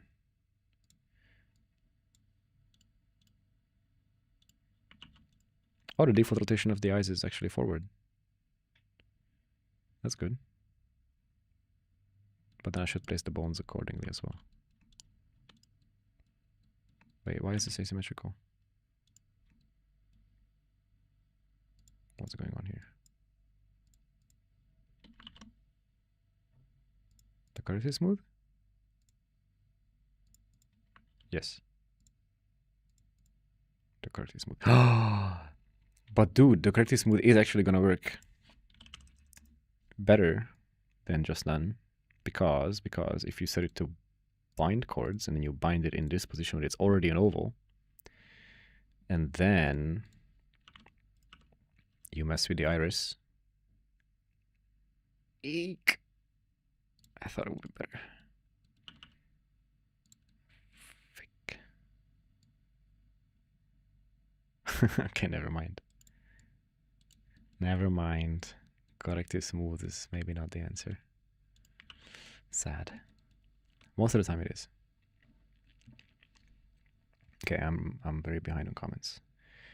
Do those eyes work with squash and stretch of the head? Once I parent things correctly, I think they should. I think they should.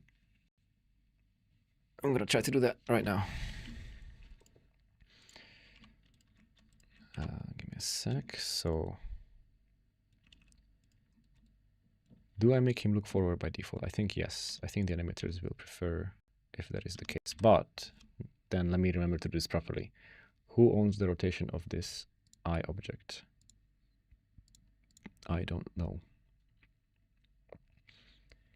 I believe whoever owns the parenting owns the rotation and the transformations. So if I claim this, and then I think it should stay looking forward. Yes, good. So I want to put the tip of the eye bone there.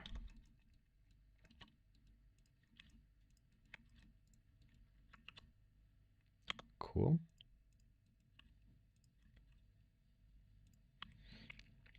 And so now if we squash and stretch, it does nothing because the eyes are not parented to the head at all.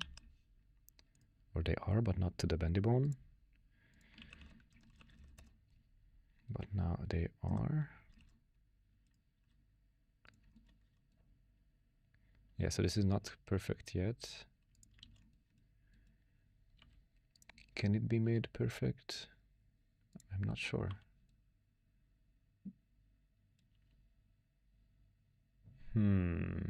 Probably not. But I'll certainly try.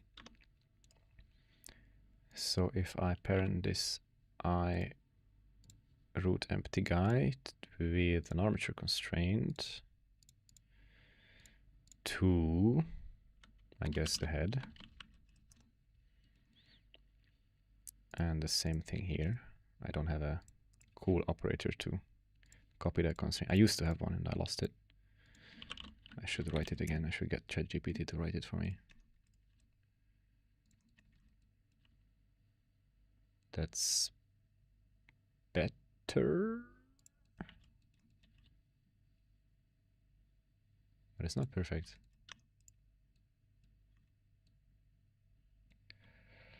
Maybe I also need the object, the eye object, to also... I'm not sure. I don't think that will work, but I'll try it. I think this will result in double transforms, though. Yeah.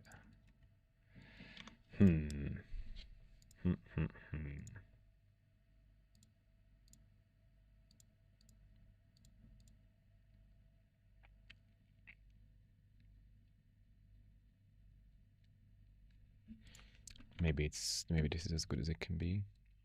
I mean, it's usable. Ignore the tongue. It's not rigged yet.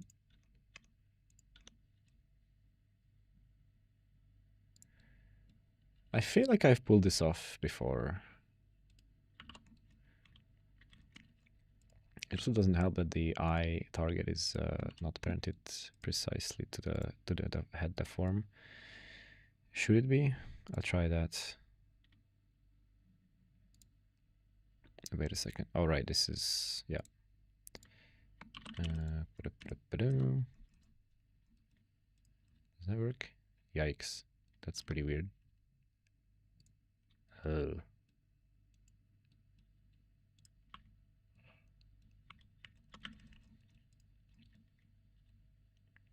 But it's precise, I think.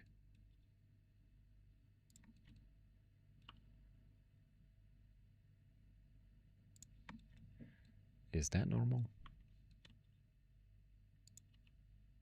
Oh, yeah. Oh, dear.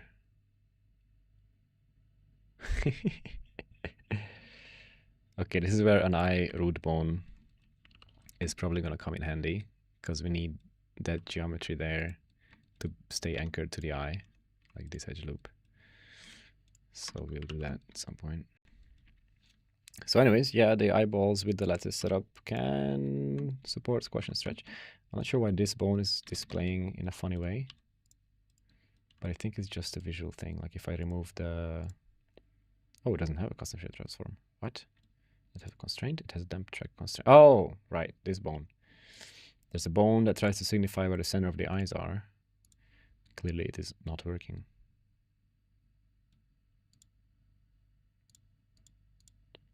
Why did I not...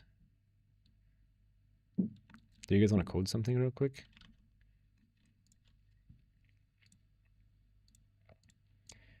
CloudRig, rig components, cloud aim, CEN. This is the code that creates the center bone of the eyes, which is only responsible for how this bone, the eye target bone, is displayed. And obviously this center eye bone should stay between the freaking eyeballs. And it doesn't, because I didn't put any constraints on it. But it would be very easy to do so. Maybe. Or is it? Yeah, because we have access to aim bones and that's all we need. So for aim bone in aim bones, arm con equals aim bone constraints. Add constraint. How do I add constraints in CloudRig again? I haven't done that in a while, to be honest. Constraint infos dot something append.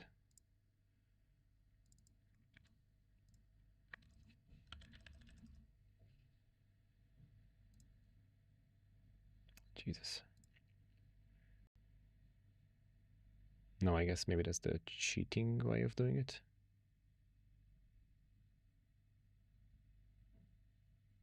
Add constraint. That's how we add constraints.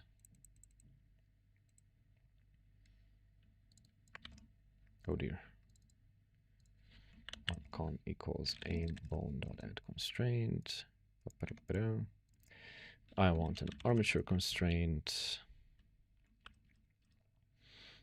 And I guess that's kind of it. Although, don't I have a shorthand to define the targets?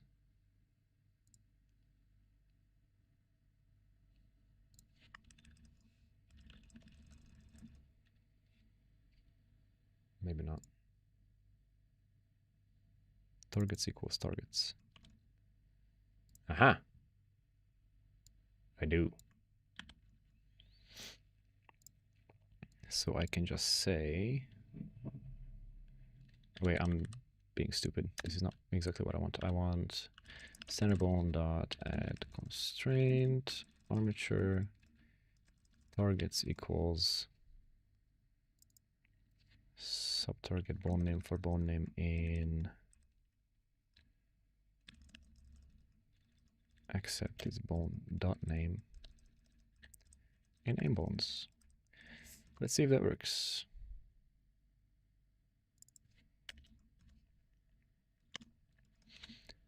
Reload, regenerate, did not work. Armotre. That is not how you spell armature. That's fixed.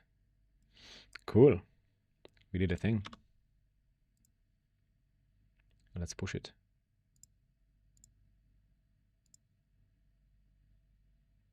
Bloop. Hey. Right, wait. I don't want this yet. Yeah, I'm in 5.0, so this is fine. Sorry, I was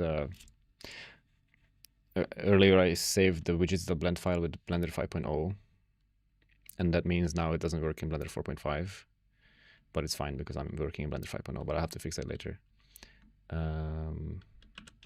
Aim, keep sand bone in the center with commit push. Are you sure you want to continue connecting? Huh? Git.blender.org. Is that even correct? Do it. Okay. It's been pushed.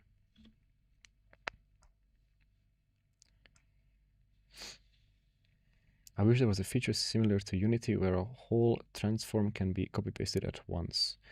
I bet it exists. I'm just stupid. Oh boy.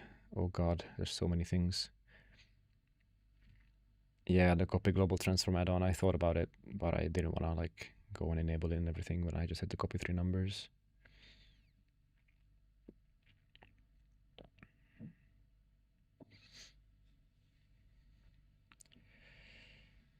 I should start learning the asset pipeline add-on. Yeah, it's you're welcome to try out the asset pipeline add-on. It's on our Studio Tools repository. One day it will come to the extensions platform, probably.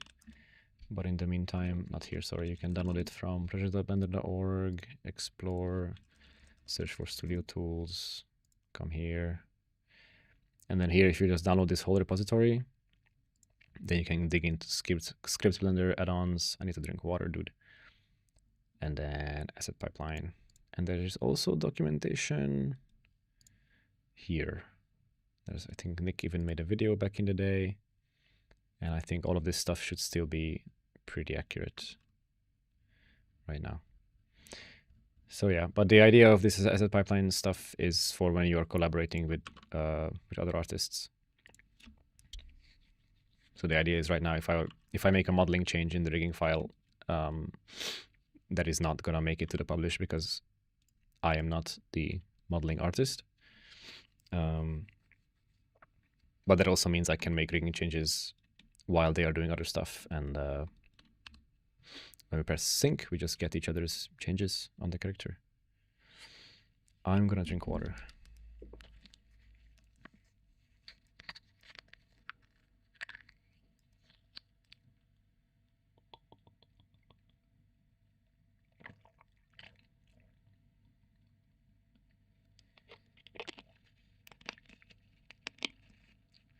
There's a hole in the ceiling right above me. Like a rat could follow me any moment.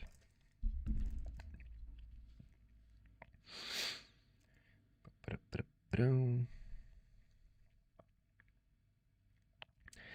have a question about asset library. Currently I'm working with my rig and I want to create some library for facial expressions, but somehow when I link my character, there's no library.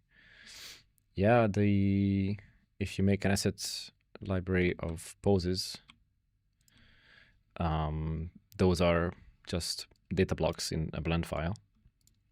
So when you append your rig to another blend file, those other data blocks are not going to come with it. So there's 2 things you can do, but I'll just show you the one thing that is what you should do, which is you come to here, file paths in your user preferences, and you add an asset library pointing to the folder that has the file, the blend file with the poses. And then that should remain available for you no matter what file you have open. And yeah, then they should show up. Then they should show up even without you linking your character. They should just always show up.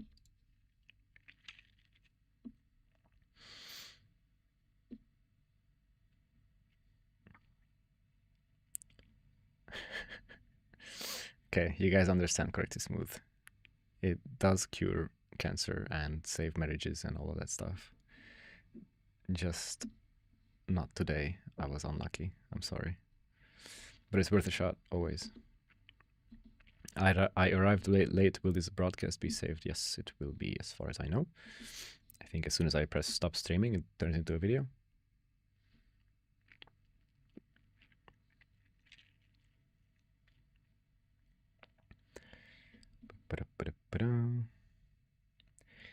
Where are you from? If you're asking me, I am from Hungary. Was scripting necessary to learn rigging? No. Strictly speaking, definitely not. But personally, I would not enjoy rigging without scripting. And I personally would not recommend getting into rigging with an expectation that you will be fine without scripting. I don't think you will be fine.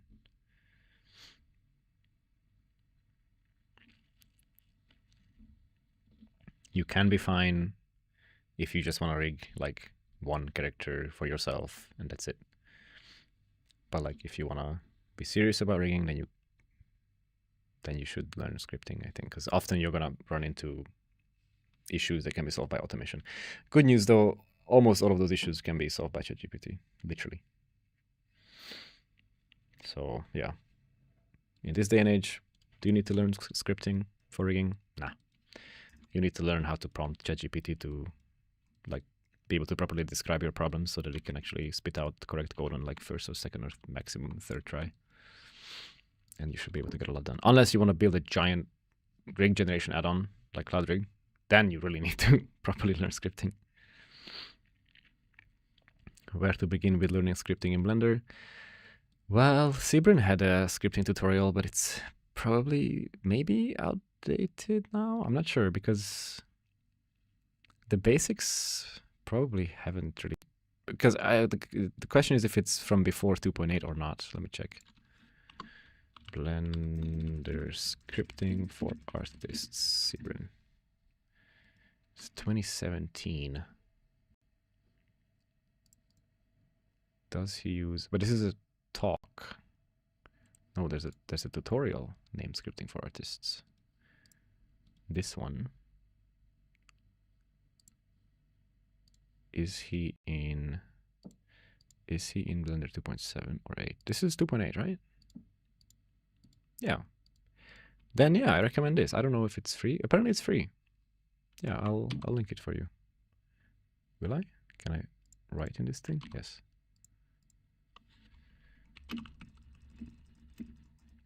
There you go. So yeah, I mean, this is from, when is this from?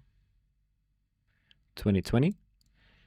And that should be recent enough that I don't think most of this stuff has changed.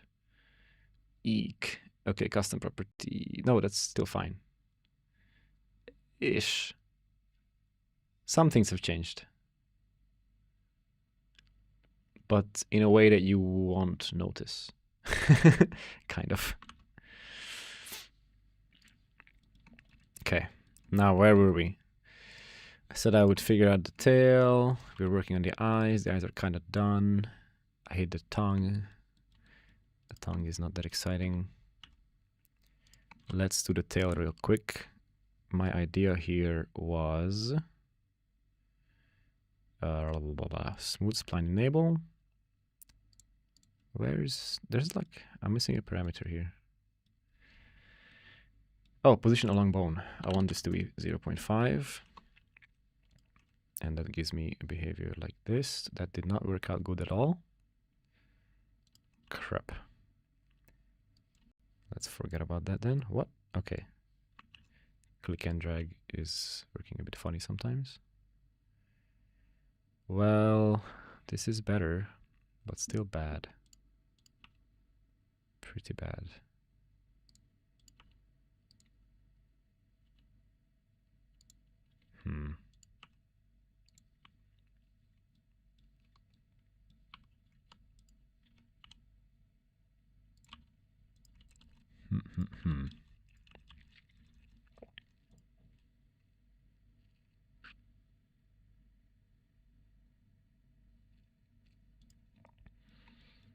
So maybe I'm having second thoughts about the bone distribution again here.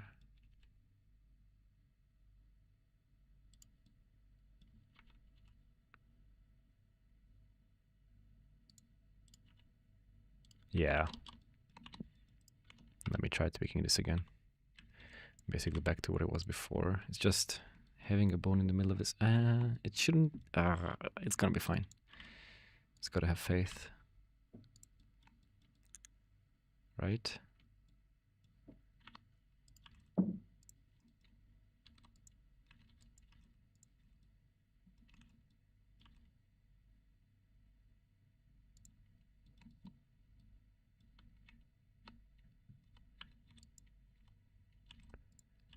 Because I'm thinking if the bones are bendy enough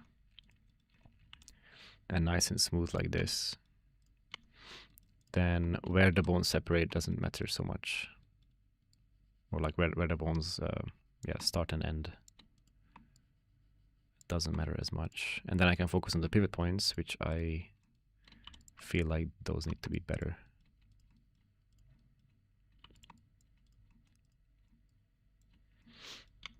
So let's see. That is better. Is it better enough? I'm not so convinced. Because this looks pretty bad. Yeah, that's horrible.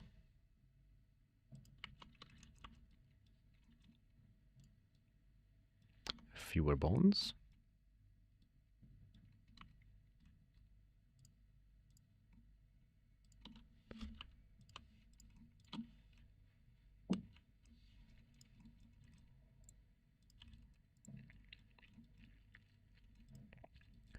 Maybe push this more outwards. Or higher or lower? Higher, I think.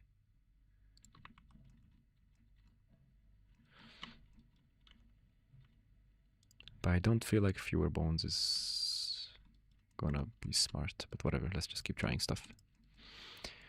We just brute force it. Until we find something that works.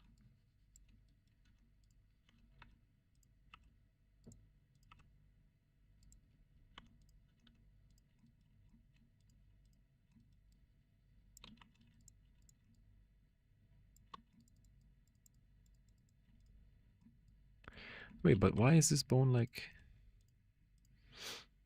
Yeah, it should be... Now it looks good. So I need that first bone to counter-rotate this FK bone. Yes, and then it's gonna be good. Which can be done. I'm gonna do it twice, because the first one is gonna be a test.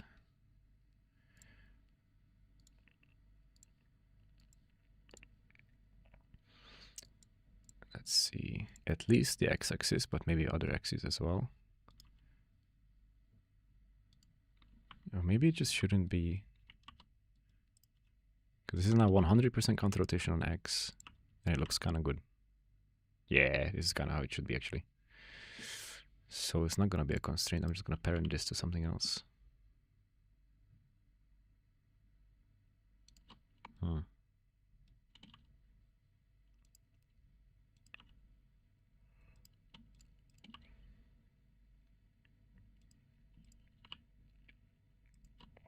think I'm going to parent it to the spine FK bone.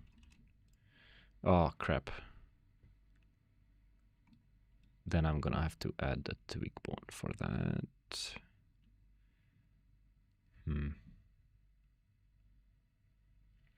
Wait.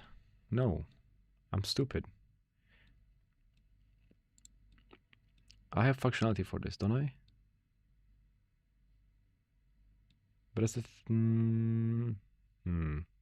Well, that's this, which I've already tried and didn't work. Why did this not work? This should work.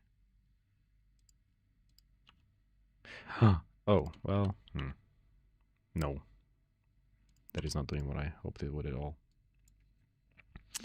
Then I do not have functionality for this. And that's sad.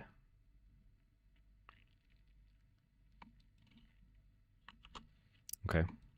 It is what it is. I'm gonna make a tweak bone for that tailbone. Just have it here. I'm gonna call it exactly this.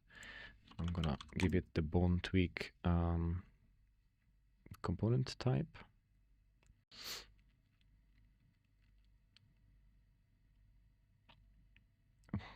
Is parenting even one of the options? It's not. Can I not override parenting? Oh yes, with this. Right, yes. And I want, yeah, FK spine 1 actually. Now let's try that. 12 warnings. Okay, we'll have to check on that. That did not work. Or it did? What?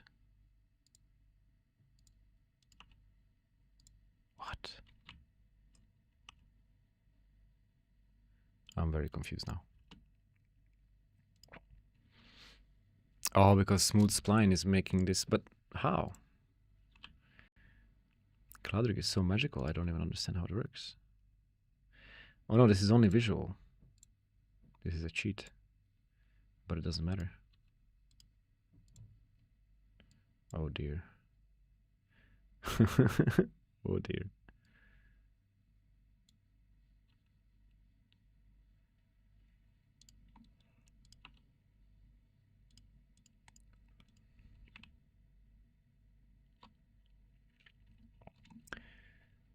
We have a problem.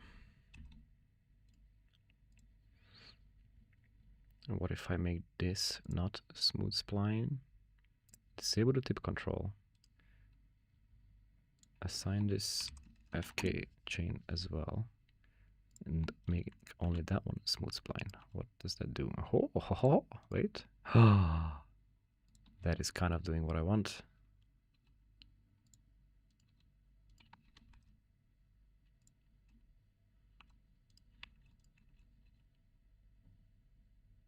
It could be better.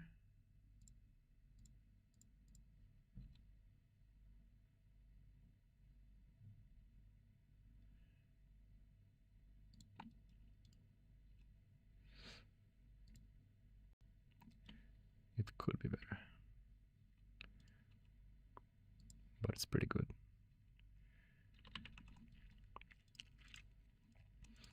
I do kind of want this to have a... I don't know if it's going to be a copy rotation constraint. Maybe a transformation constraint instead.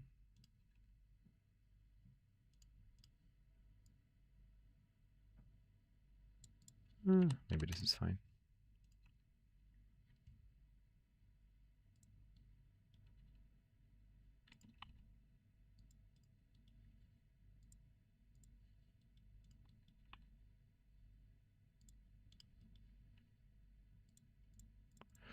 Yeah, this looks kind of cute.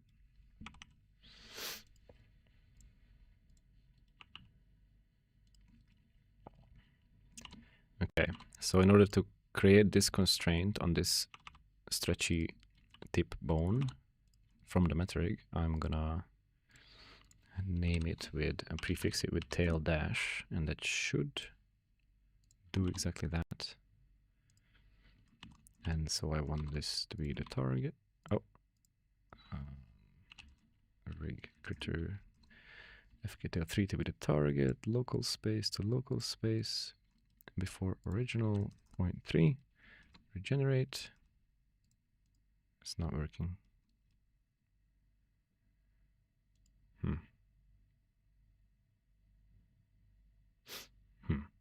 Why not? Oh, it went to the FK bone, but crap. This tail thing only works on the regular chain component, but not on the FK chain component. But I would need this to stay an FK chain component. So we're gonna make another tweak bone. Oh, this is so lame. Tweak bones are lame. But you gotta do what you gotta do.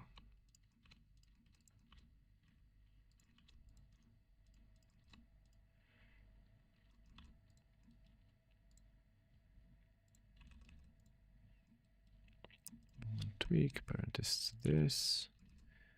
Regenerate. There we go. Cool, cool. Okay, CloudRig is kind of getting somewhere. I mean, this still looks a bit eek. Still a bit yucky. Like the fact that rotating this makes this curve so much inwards like that. The animators are gonna hate it.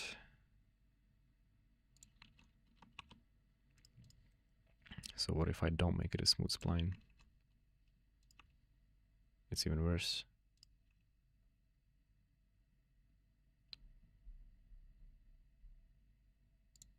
This would probably be good.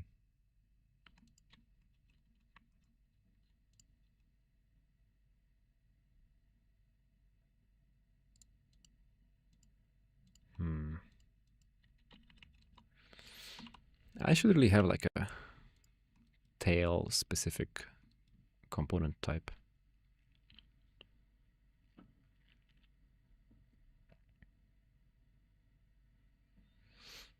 Is CloudRig friendly with the game engine? For example, Lattice is only work inside Blender. Yeah, CloudRig is also intended for rigs that stay in Blender at the moment.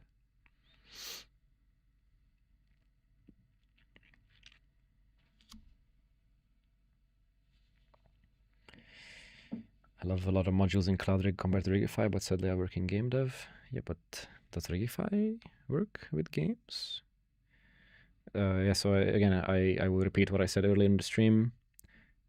People are welcome to submit like design proposals or feature requests for what they need for CloudRig to work in games, because to me it's completely opaque. I do not know what you need. I don't know what is stopping you from using CloudRig for game engines. Because you can turn the bendy bones off. But I feel like if you turn the bendy bones off, then are you getting anything out of CloudRig? Do you think every rigger should create their own automated rig? If you mean like if everyone should create like a rig generation system for themselves? I don't know. No. I mean, ideally, you know, there will be one that people like. But if you can't find one that you like, then you should do whatever you need to do. Yeah. That's why I made CloudRig. I didn't like how Rigify was doing some things, and I made my own. And I think that's okay. To be fair, I did spend a lot of time trying to contribute to Rigify first. Like a lot of time and effort and mental health. And in the end, I decided not to pursue that. Is there a way to quickly add aligned tweak bones for custom shapes for generated bones? For example, what? Do you just create them manually and place them like the generated one? Aligned tweak bones for custom shapes for I don't know. Yeah, sorry, I cannot process that sentence.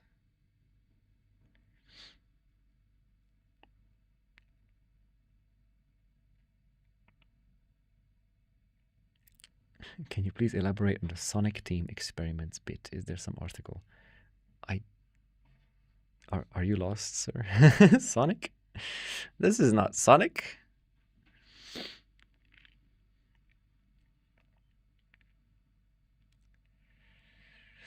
I'm a fan of your work. I learned rigging by watching the snow rigging series. That was a gem for me. Thank you so much.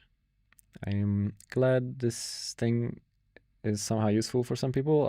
I'm always surprised to hear that, because I feel like I both go very fast and at the same time, you know, it's still like hours of content. So I feel like if you can learn from this, that's kind of impressive, because it's not necessarily like focused on, you know, I'm not focused on teaching. I try to explain some things, but I'm trying to get stuff done as well. So this is, you know, like I was saying in the beginning, it's by no means a tutorial.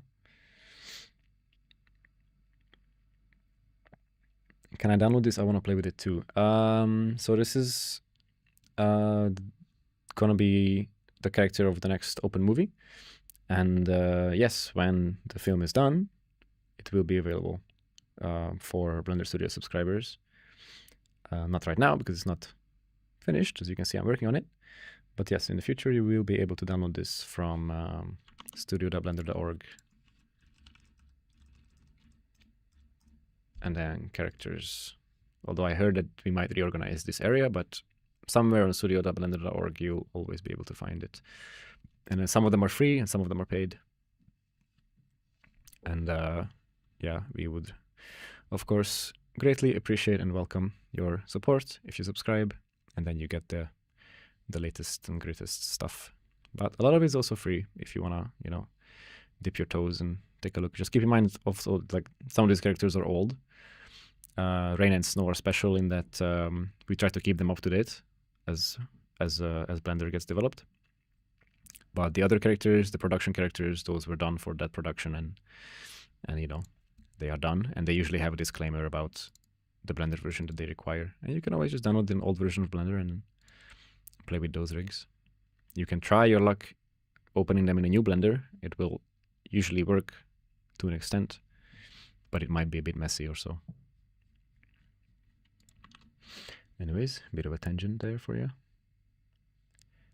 Any plans on to focus on teaching later then? Hey, Tace. I don't know. I mean, I would like to make tutorials at some point about CloudRig, yes, but that would not be in a live stream format, I would say. That would be like a properly edited thing. But I also don't know what the format of that exactly should be, because I would maybe prefer it to be a mix of written documentation with maybe some videos. I'm not sure. But that also sounds kind of lame, so maybe I'll just make videos. But it's just videos get outdated so fast. Can you link us to where we can add more inputs about converting CloudRig to GameRig? Well, what do you mean add more? Oh, you mean like adding parameters?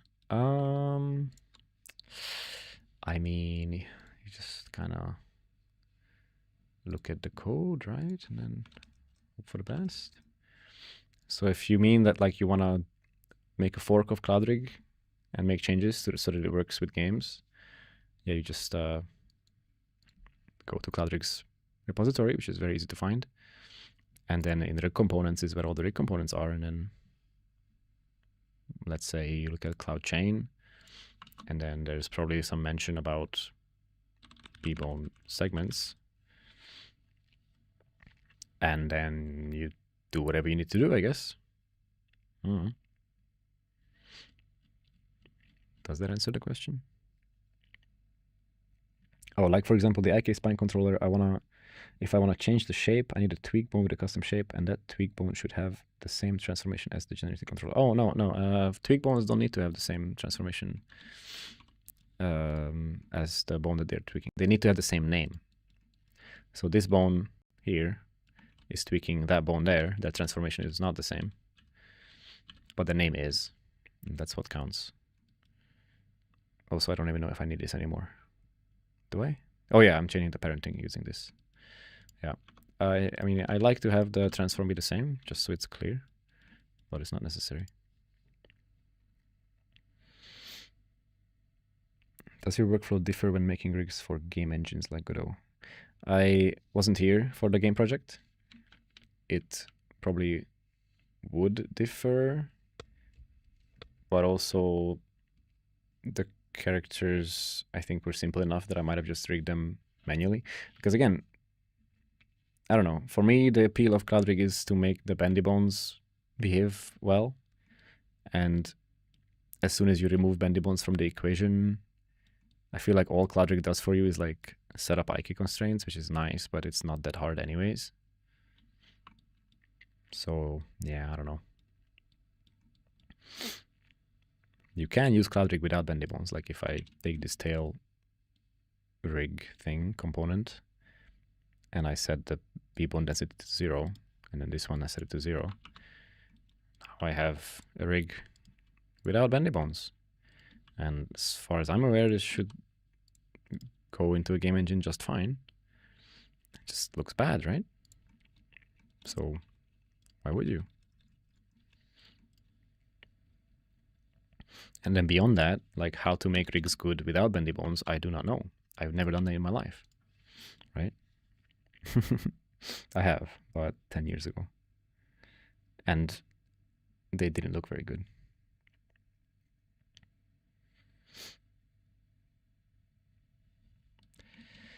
Okay, so anyways, where was I? I'm not sure how to make this stretch bone behave good. Do I want it to counter-rotate completely?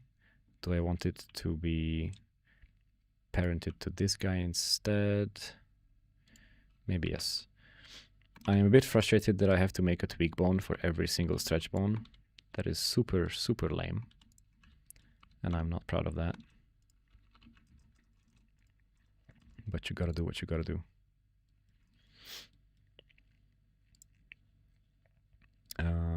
What was I? What is it that I gotta do? I wanted to parent this to tail. Whoa. Oh no, the names are bad. Tail 1, tail 3. Whoops. Whoops, whoops, whoops. How to fix? Well, obviously we need this tail 2, but then what's gonna break? This is not called tail 3, so this should be called tail 3. That breaks because this now needs to be called tail 2. Cool, and then this needs the parent to be set to tail 1. Does that work? Yes, but now the group names are messed up.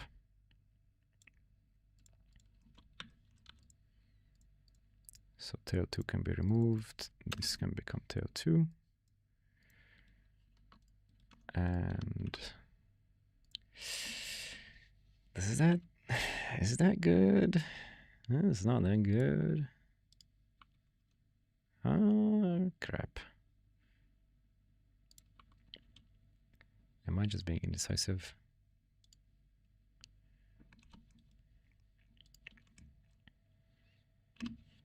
Copy constraints, selected bones. Let's try that. That is not working at all.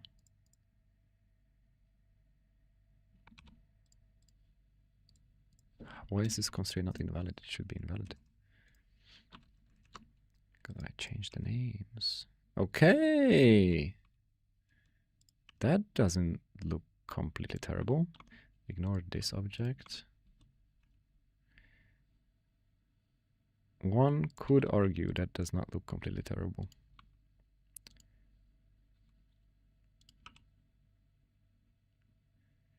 But it would actually be nice if this stretch bone stayed parented to this FK bone, because then dragging this FK bone would be a lot nicer, I think.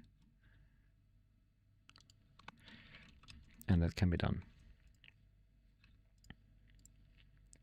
So if I don't change the parenting on this, but instead I make the rotation invert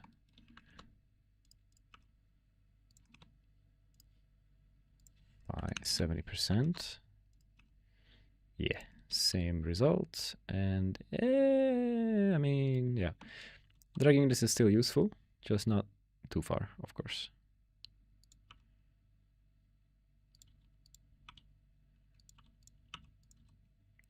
I mean,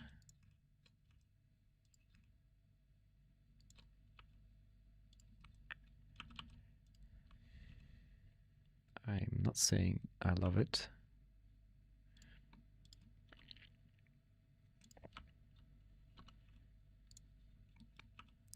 Why is that so weird?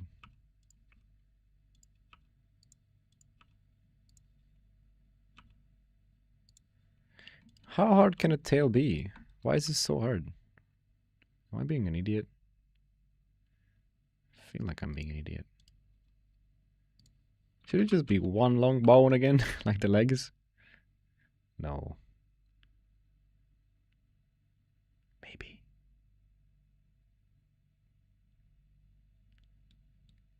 I feel like that universe should be seen. But how embarrassing is it if the answer is always just make it one long bendy bone?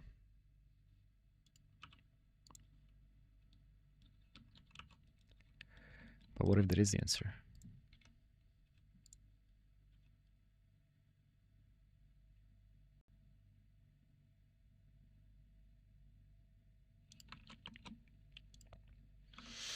But for now, I kind of also want to try if this starts higher. Would that make any sense? Because like right now, when I rotate this up, I hate what's happening here. Like this volume coming out of there, it looks terrible. Is that something weight painting can fix? I doubt it.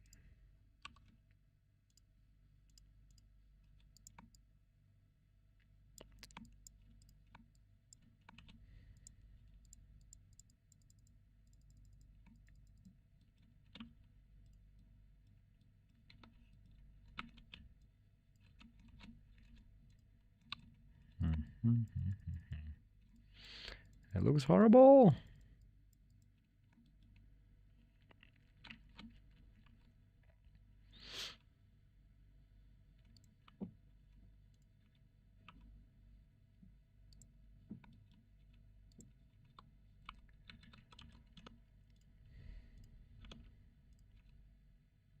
Okay, so what if it does start higher?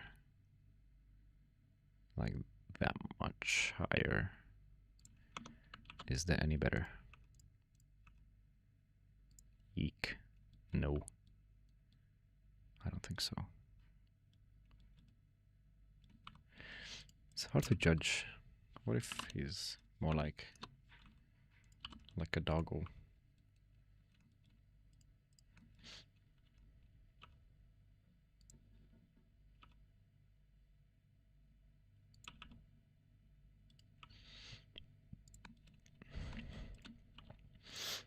Legs on the ground. Face up. He's a dog. Oh god, a wrinkly dog.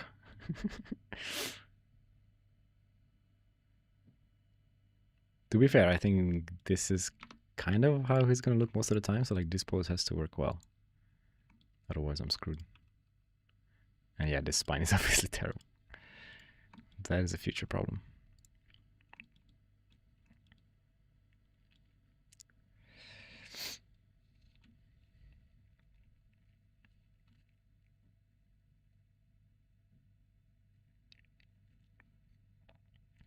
Just add the Pixar feature to your CloudRig. Yeah, great, thanks. I never considered that before. Why didn't I think of that? It's genius. Just copy their freaking turning red curve deformation tech. Nobody at this office has thought of that before. Thank you. Stretchy chains are typically avoided in game engines because they cause non-uniform scaling and baking issues. So GameRig usually has to do other tricks to avoid squash and stretch. Right, yeah, that's my understanding as well. And then it's just, again, like at that point, do you even want to use CloudRig? I don't know. Like maybe yes, but then you just want to use like a generic, like, because here's the thing that I don't understand when people ask me for like make CloudRig video game and they don't elaborate on what that means. Is it just like a tweak to the existing system, or is it just a rig generation system that has nothing to do with what is currently there? Is just another rig generation system? And I think that is the answer. And I don't know if I'm the person for that, you know? As someone who knows nothing about video game rigging.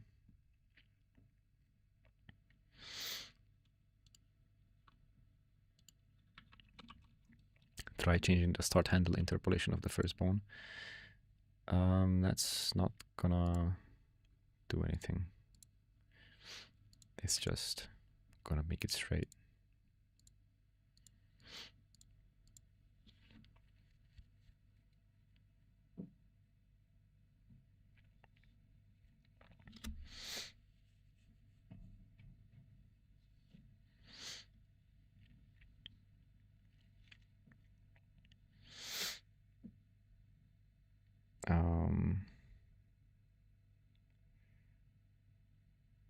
Actually tried using bendy bones to mimic curve nets with some cool results. Haven't tried it myself though. Oh, Edward Urena. Is this like a Twitter person? Should I be searching this on stream?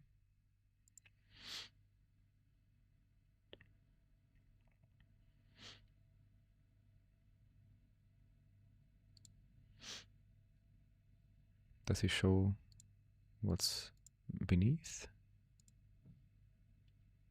It's a bit hard to tell. No, it's not clear. It's a cool rig. Oh, maybe this? Yeah, geometry nodes with curves, I think.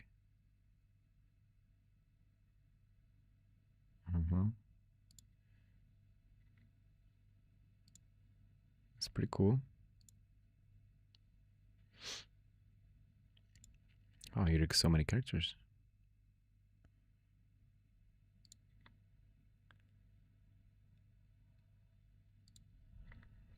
Okay, I feel like I would have to dig a lot on this Twitter too. Oh, maybe this. No, even this I'm not sure if it's... Are you sure this is anything to do with the... Oh yeah, ever since I saw Pixel Elemental... Oh, Elemental? CurveNet Deformer in Blender, and I think I finally got it. So we will in the Rig Creator in the future. What is Rig Creator? Oh, it's just a hashtag. Ah, I hate Twitter. Okay, I don't know how to use social media, but it looks very cool. It's just unclear to me what the lines. What are the lines between the circles? Just visualizations of curves. Oh.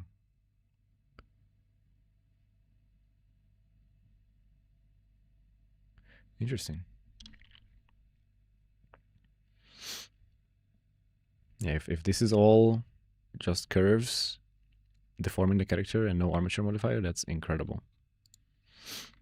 But I have no idea if that's the case. Yeah, I'll stop digging.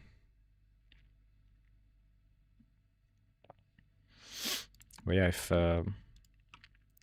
if people make awesome geometry nodes for deforming things, they should definitely share that stuff. I also heard that somebody made something to replicate the mouths in Win or Lose, which are like this kind of sort of, it feels almost like a implicit mesh tech. But I haven't seen it yet, so if anybody knows about that, feel free to send it. Meanwhile, here I am struggling rigging a stupid tail that should be very easy. I am not happy with the decision to move this up, though. That was a bad idea. So the problem is this bone is like not doing like a cool fancy thing to make this look good. But should it? Should it even? Maybe it should.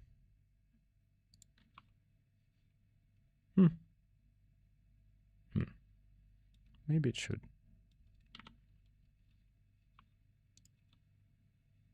But then rotating this looks bad. What if this does stuff instead?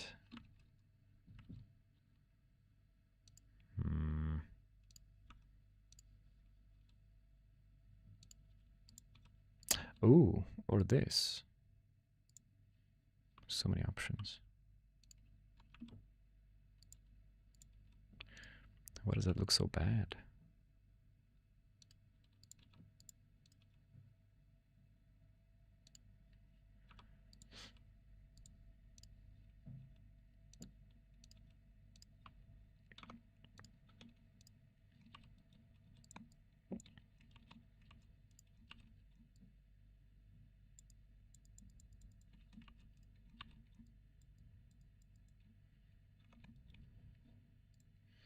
Maybe this is where a little bit of corrective smooth can dig us out of a hole.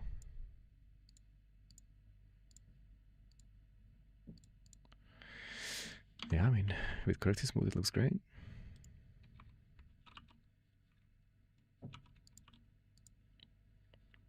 And with this little bit of correction, it also looks pretty good. Let me try doing this real quick. Let's put a keyframe here, default keyframe here. Go to the MetaRig, go to actions, create a new action, call this tail, whatever, just tail. Or I guess rig dash, critter dash, tail. The control bone is the FK tail 1. The frame start is 1, the end is 10, or 0 to 10, whatever. Wait, what? Default frame 5? Yeah, it's because this should be driven by X rotation to plus 90 from 0. Go. That did not work at all. What the hell? I shouldn't have made a new action. I'm stupid. I need to use the existing action.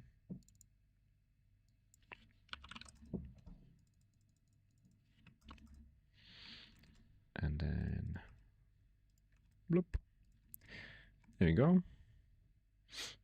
That part looks nice, I would say. Is this still the corrective smooth saving my ass? To a significant degree, but looks kind of okay even without, just a bit sharp.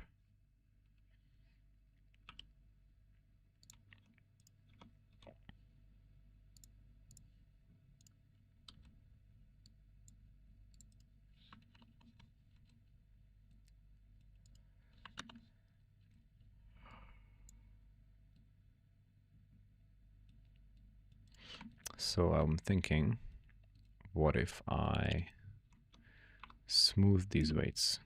Will that look any good? Nope. They cannot be smoothed further. That does nothing at all. Okay. Well then, yeah, corrective smooth. It's fine.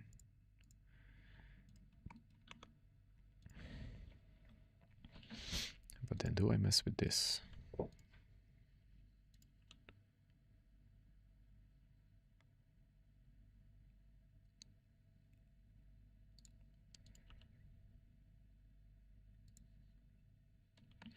Maybe not, because when you rotate the second bone, it does look kind of okay.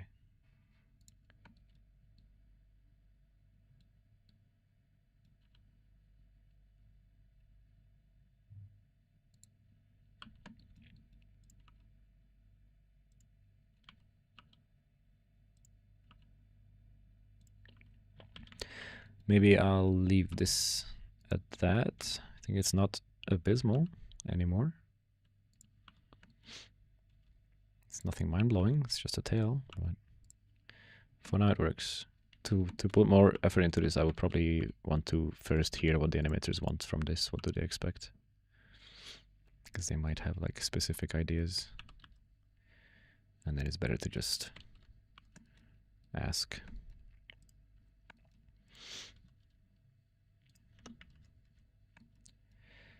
Let's try sticking this thing to him with a surface deform. What the hell? Oh my god, it's a curve. Right. Why don't curves have a surface deform modifier?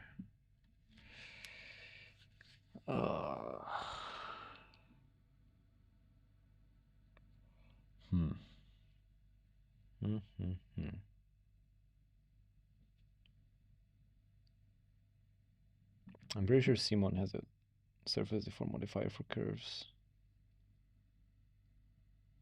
So do I just worry about this later when I have time to ask him?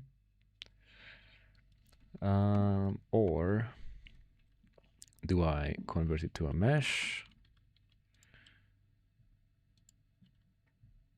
I think it would probably be best to leave this a curve. Like, how does the neck rotate right now? Oh, very badly. That is not what we want.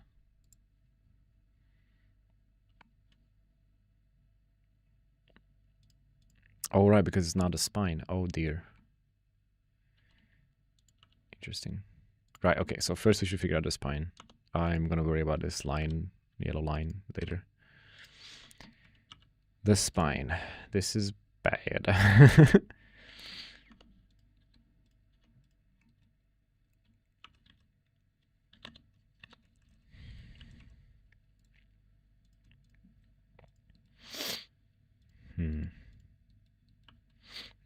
He's that dog from Toy Story.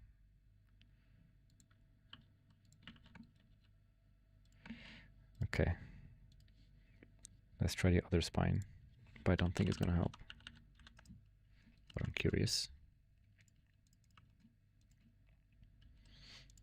This one is not IK by default. Oh dear.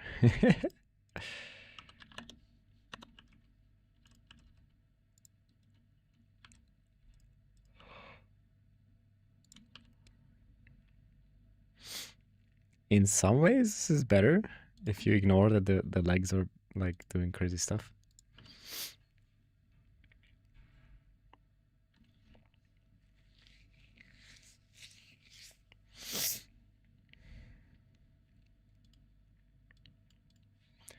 Because the legs can always be, you know, parented to some other thing, like the root instead of the spine, like the tips of the legs, and then it's gonna have like an IK kind of behavior. So I'm not too worried about that. I'm just trying to look strictly at the spine and not the legs.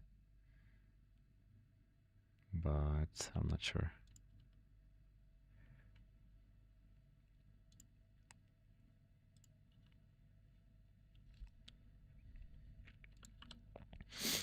The way his butt works is kind of nice.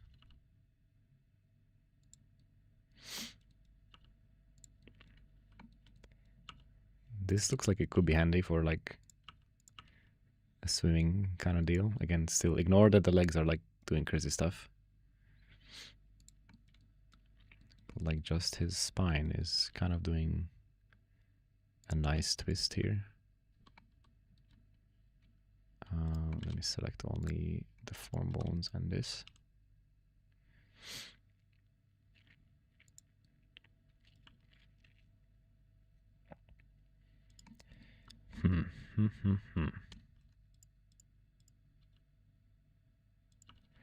But the fact that his neck is not separated from his spine is not ideal here. But I can always do that again.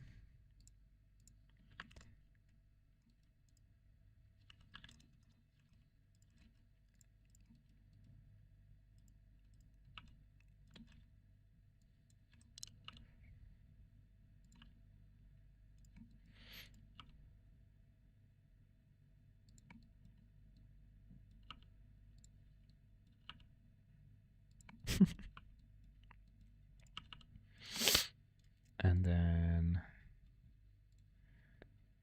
if I turn off tip control on the neck, then it should become nicer.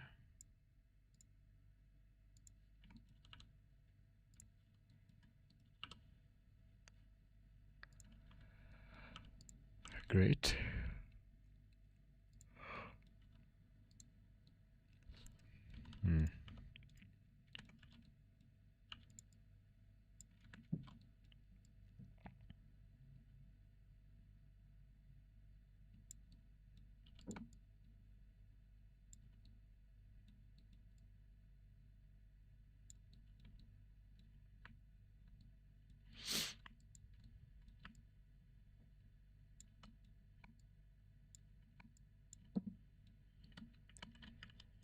I mean, it's fine, I guess. Like it's not losing volume. With subsurf, hopefully these ridges get smoothed out. Let's test that.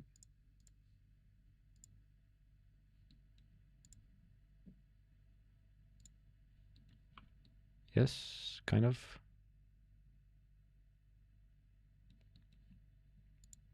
Oh, Corrective smooth cuts a lot of the volume. But maybe That's how it's supposed to be. Like, is his neck supposed to be kind of not super thick? What even are these bones? What are the original bones here? Go away.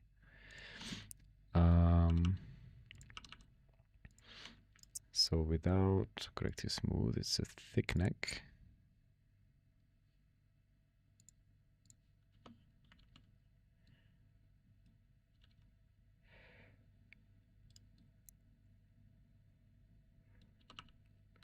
It looks like it should be a pretty thick neck. I'm not sure why the corrective smooth is taking away some volume, but I can just reduce the amount, I guess. Of course, right now I just have one corrective smooth for the whole body, so if I change these numbers, it affects how the tail looks and how the legs look and how the belly looks and everything. But I'll make it more granular in the future if I need to. For now, this neck is certainly better than it was before. It doesn't have to be perfect for now. Just trying to get something to test.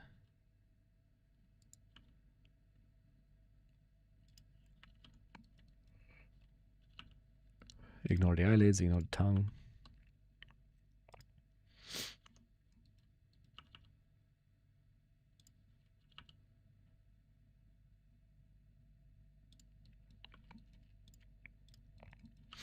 And yeah, I think we will definitely change the spine. But for now, I think I'll just make some IK targets for the feet. And then I will ask the animators what do they want for the spine. Because there are some aspects of this that I like. But it's probably not going to be perfect.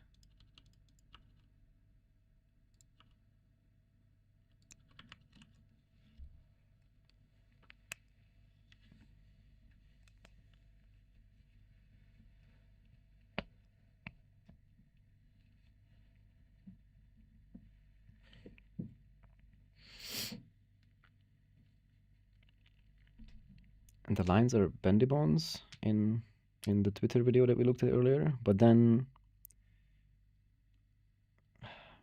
I don't know. I don't want to, like, it was still, you know, it was awesome. But if it's just bendy bones, then I'm pretty sure that has nothing to do with Pixar's CurveNet tech. I think. I could be wrong. I mean, bendy bones also behave like curves, which is fair. But I'm pretty sure. Yeah, I don't know. I'm pretty sure they just had to sort of quote-unquote weight paint the curve points, and everything beyond that was magic, as opposed to having to like do weight painting on the bendy bones.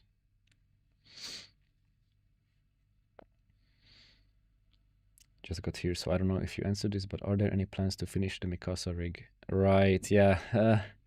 No, sorry guys. I think that that series is going to remain unfinished.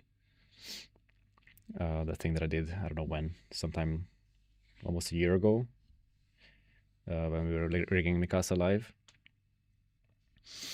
And I don't think it's gonna be something that I return to. I mean, maybe if somebody tells me to do it, you know, if you convince Francesco to make me do it, then sure. But otherwise, it was such a long time ago, and I don't know if anybody really cares. So I don't think so. Hey Matt, it's nice to see you back at the Blender studio. Hey Felipe, have you checked the current work being done by Ozone Tech? No, I'm not aware.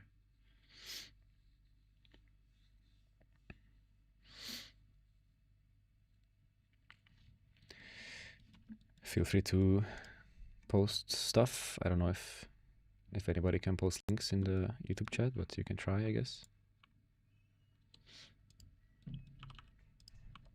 Okay, so let's say I'll keep this spine for now, and let's just make sure that it doesn't do that to the legs, because then he can't stand on things, and we need him to be able to stand on things. How to do that? I would like to have like a target, or almost like a, yeah, like an IK control, I guess, for each leg, and it's just going to do, it's just going to have like a damped track constraint for all the legs. Also, before I do that, let me just click this checkbox so that these FK bones display in the center of the bone, which is nicer.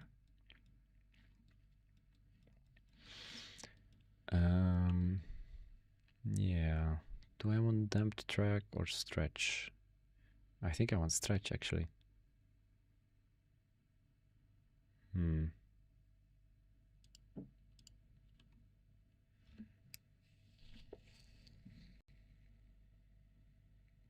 Yeah.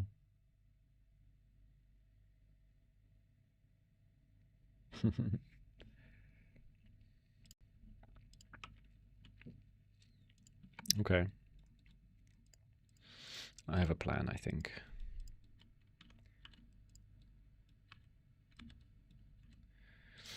I'm gonna take these bones, duplicate them. I actually don't want the renaming to happen, so I'm gonna duplicate, hold shift, and then click. And then we're gonna batch rename these guys. Batch rename bones, so that instead of leg, they are called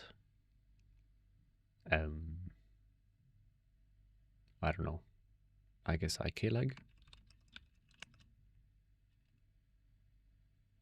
It's a bit of a stretch of the concept of IK, but sure.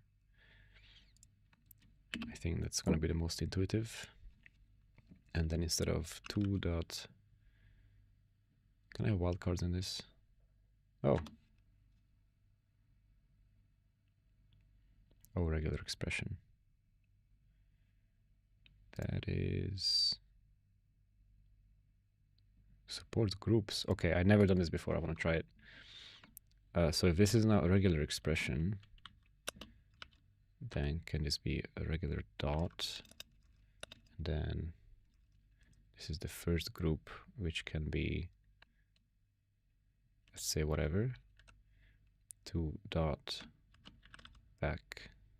Wait, what am I doing? Yeah, 2.l dot 001. Rename that to 2. This is obviously, I'm just doing this for fun. This is way too overcomplicated. I could just rename 6 bones, but I want to see if I can do this because I never tried it before. Oh no, wait, I need to, yeah. So if that's a capture group, I want group 1 and then nothing else. Is this gonna work? Ah, no, it didn't work. Okay, never mind. Let's just rename. Oh god. That one and that one and that one. From 2.l.001 to just.l. Perfect. And then that one and that one and that one. From 2.r.001 to just.r. Cool. Let's make them distinct.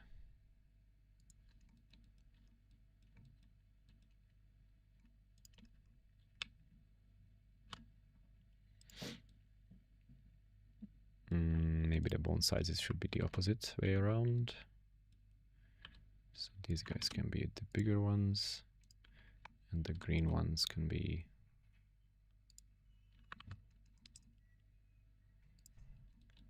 the smaller ones. But these are a bit too big.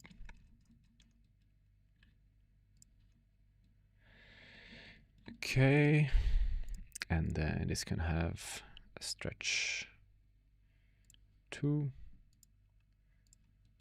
Let me generate rig once. this not get... Okay, the component type is missing for these guys. It should be bone copy without a deform bone. Generate that. And then you should be stretching to this. And this needs to be unparented actually. And they should be parented to what? To the root, I guess?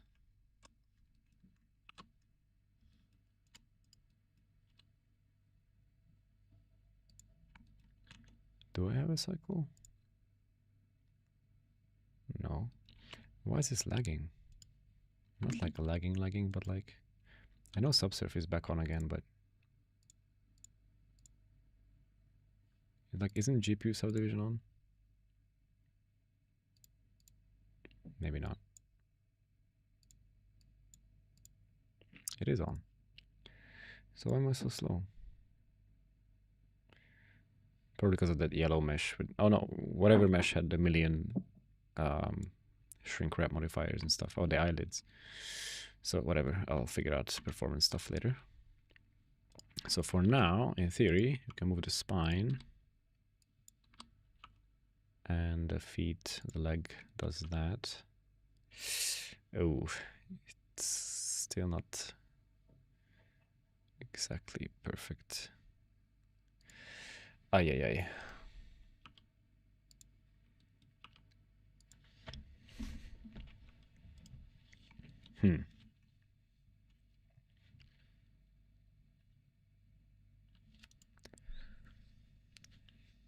Okay, this might be tricky. If this bone has a parent bone,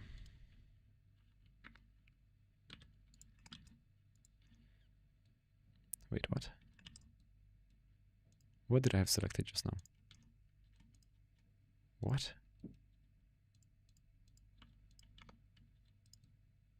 I'm sorry, what is happening? Undo, undo, undo.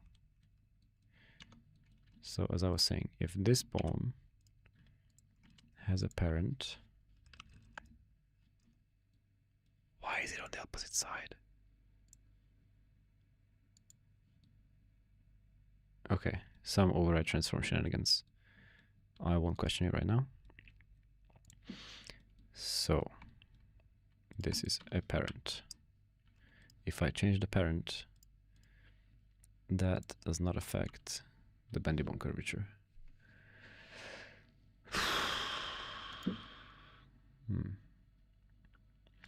So like I would like this bone to align with this quote-unquote IK control.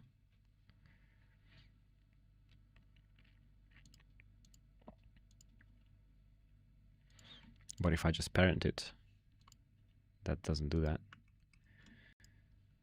Because it needs to be in local space, so I can, you know, I can put a copy transforms and that will work. But then I can't control the thing. Now this works, but now I can't control this without the IK. Ay, ay, ay, ay.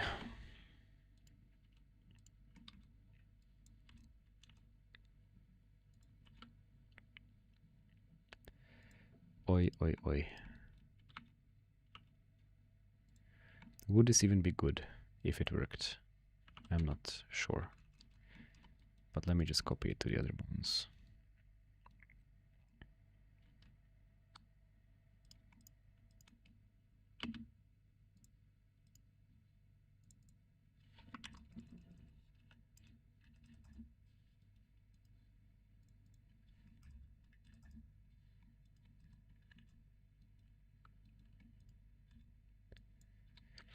Does this look promising at all?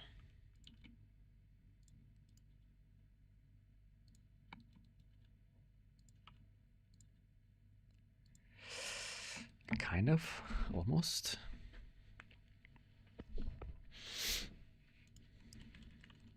I think one thing I realized now is that I would actually like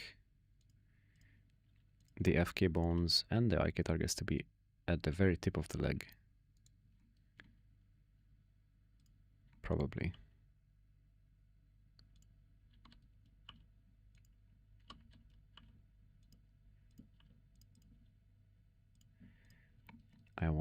the green guys to be disconnected. Disconnect. So I can grab just this, put it there. Wait, this is already like that. Oh my god. So I knew something in my subconscious when I did the bottom leg. Or I don't know. That must have been painful to watch a few hours ago because I had a plan for how I wanted to place these bones and I clearly did not follow that plan. But clearly whatever I did instead was the better choice. So now, oh god, wait, the stretching is a bit whack now.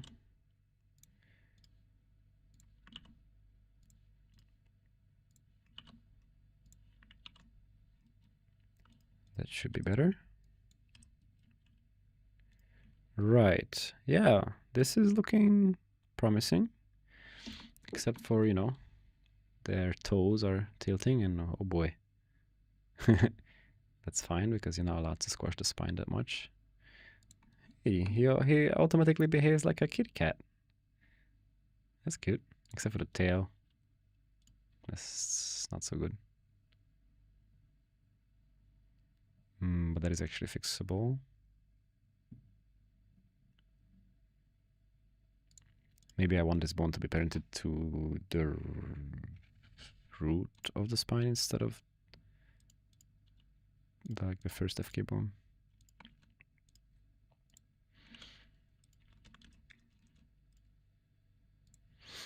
Which can be done.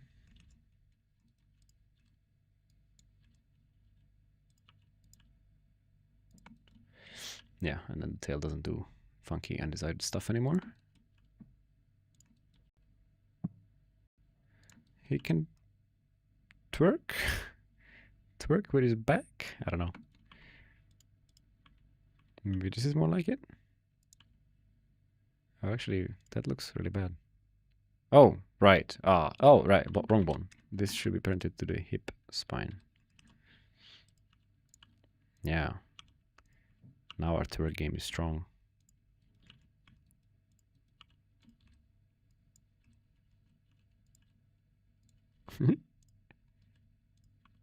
Roll. Oh, dude, yes. Okay, wait. It can be better.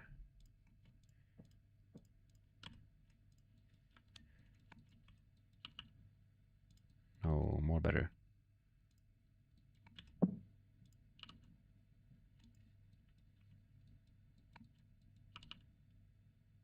Yeah. That's it. That's what we're here for.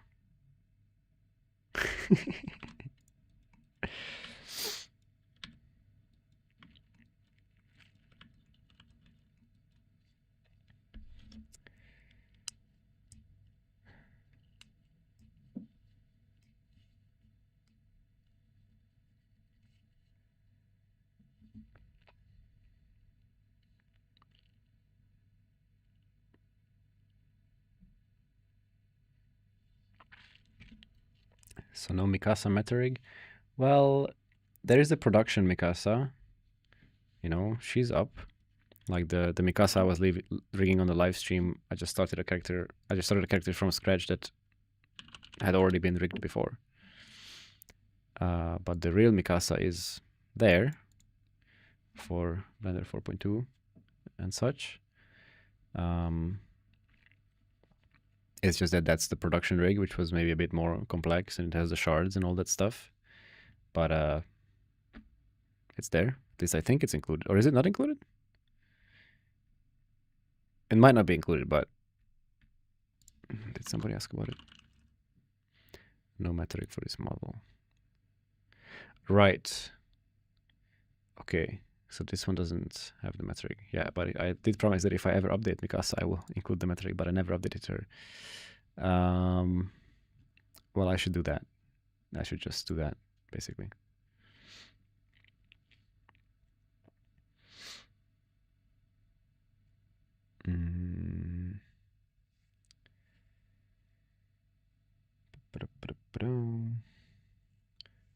What is the name of the application? This is Blender. Indeed. Ozone Tech has been doing a lot of custom deformers for rigging faces and body parts, including an additive blend skinning with skeletal meshes where they use non-normalized weights for each bone. You also can have different weights for each axis. Okay, yeah, that sounds awesome. I mean, I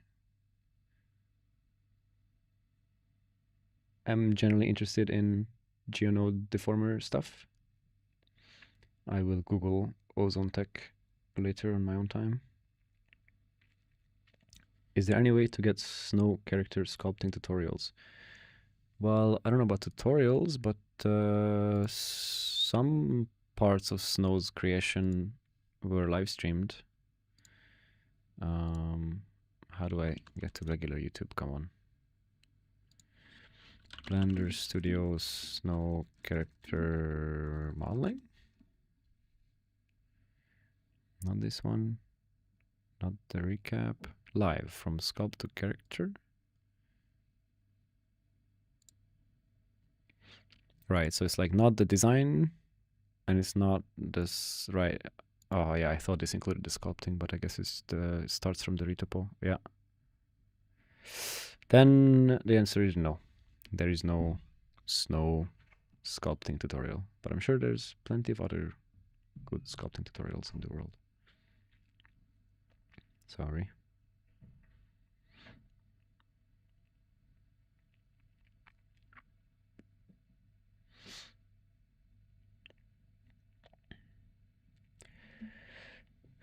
You've actually replicated some of Ozone Tech's work, doing those node-based facial rigs. I'll hit you up later on in the module chat. Sounds good. Yeah, but I kind of wish they shared this stuff.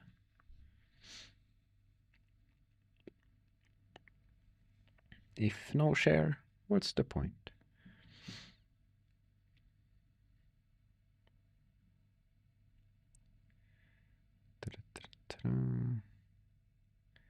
When the bones are actually rectangles, seems odd, but I can see myself doing this. I don't know what you mean. Hey Joe, nice to see you here. I hope you're doing well. Yeah, the production Mika says no matter. I should write a note for that. Let's do it. Blender scripts, text, to do work. Add the meta rig in Mikasa. There you go. It will be done one day.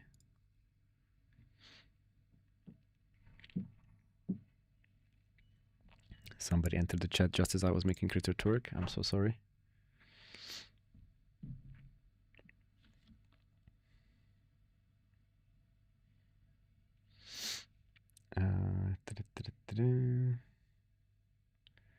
Love to see how Mikasa's meta rig was built because the project I'm working on is also using brush strokes, etc. on rigs. Well, I didn't do anything for the brush strokes, and you shouldn't need to either. Like if you download the brushstroke tools add-on and you just paint brushstrokes on a mesh that deforms, there might be some checkbox to enable supporting deforming meshes in the brushstroke tools add-on, but like from a rigging perspective, you shouldn't need to do anything. It should just work. Like the brushstrokes just stick to the surface and that's it. I didn't do anything special. The only extra thing we had to do in Mikasa was the shards for when she shatters to a bazillion pieces. But that had nothing to do with the brushstroke tech. Any plans on a tutorial on how to make a bendy bones spine setup that can be IK/FK?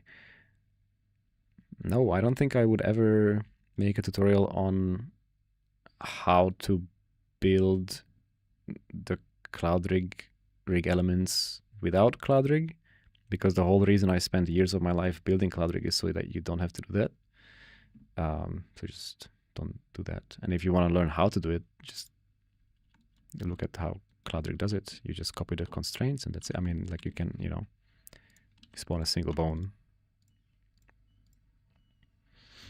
You slap the IK rig on it. Well, I guess that needs 3 bones. Sorry.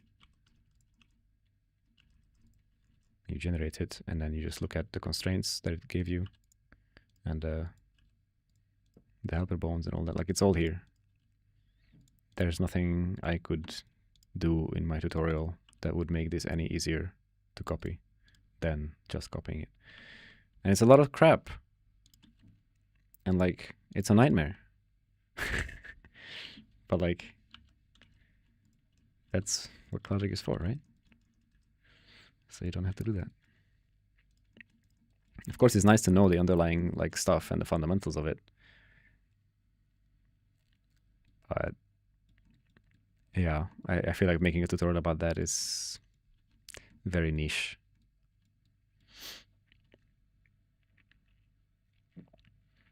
Can this creature have the name Mamoon? This creature is called Critter. Just Critter. Sorry. Already has a name. Alright, where was I? Trying to do this like IK thing, and then I was procrastinating by looking at the chat because I don't know how to solve the fact that these bones would ideally need to counter-rotate like that. Also, why are they so far away from... What happened here? Huh? Okay, maybe I accidentally kept this selected while I was doing other stuff. Oh wait, no, it should be here. Where was it before? There, yeah, it should be there.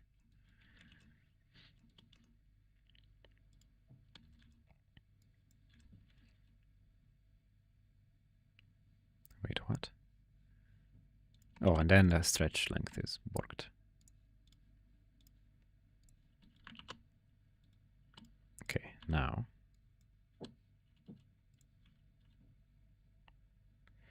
They stay in one place. That part is good, but they rotate. And that part is probably not good. Probably.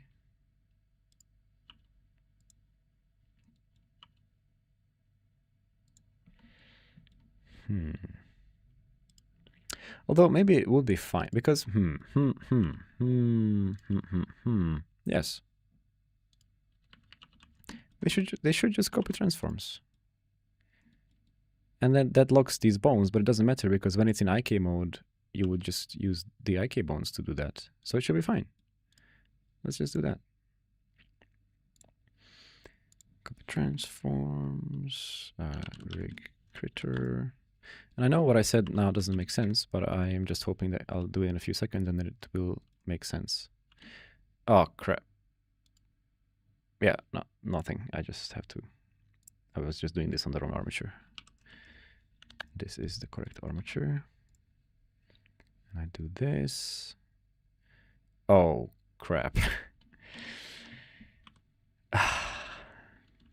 But then I can't have an offset. Unless... What if I use an armature constraint to parent switch this between the IK bone and whatever it is parented to currently, which is the tangent bone.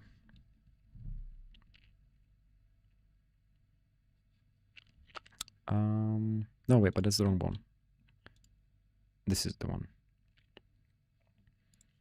This is currently parented to intergenerated rig to... Wait, what? Yes, this guy. Is this what I want? This is what I want. Is it? Yes. It's parented to the original bone, right? So... No. No, putting an armature constraint on a stretch bone is just dangerous. Because the bendy bone curvature stuff relies on reading the local space transform. Well, it doesn't rely on this guy's local space transforms, but this one's. But this in turn.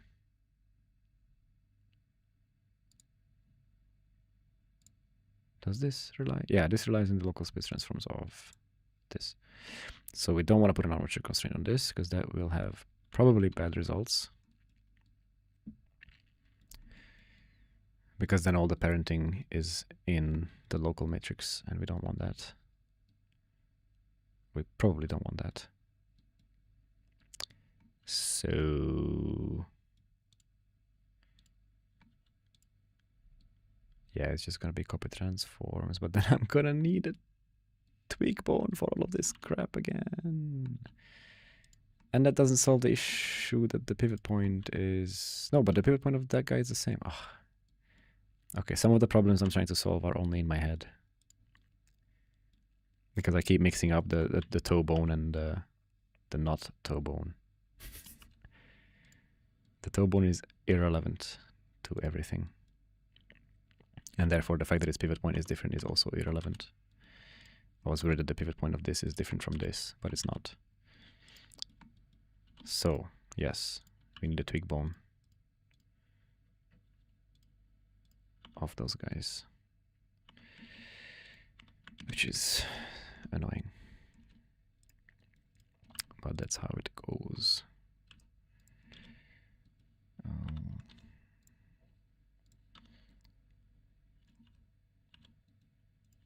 I think I just removed the shape, I guess. Or, I'll use the same shape, I guess.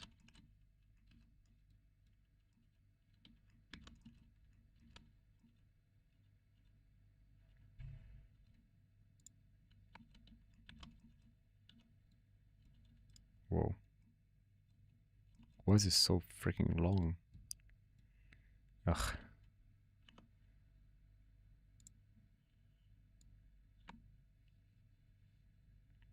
Jesus.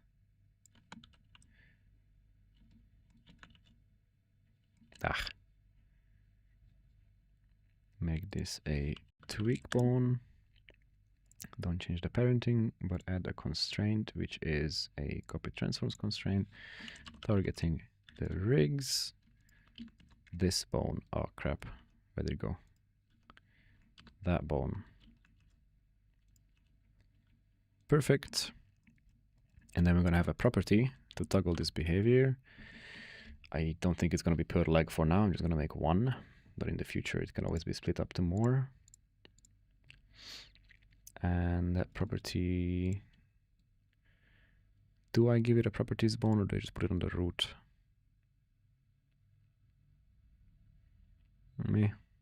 I think I just put it on the root. And that property is going to be called, I guess, IK legs. That should be library overridable boolean off by default. Or on by default? Maybe on by default. And then we add that to the UI.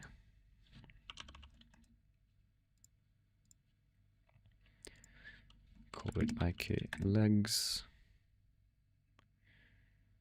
Yeah. Bloop. And then regenerate, copy this as a driver, go back to this guy, paste it here as a driver, and also the stretch bone as the same thing. So we can now move this guy. The leg stays on the ground. Unless you don't want that, then you turn it off. And then it does stuff like this. I'm sure the animators will have opinions on this and we might change it. But for now, I think it's a solid start. And then we just need to copy this to everything else. And this driver, paste, paste, paste, paste.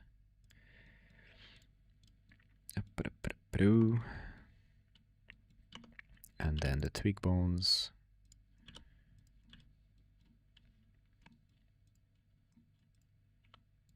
This just needs to be renamed to middle2.r. God. Middle2.l. And their constraint also has to be renamed to middle.r. I'll just symmetrize it.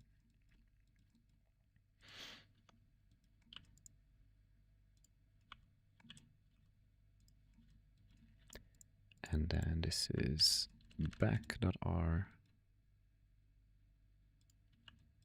And then you know what, I'll just delete this one. Fix this one and symmetrize it. And that's it.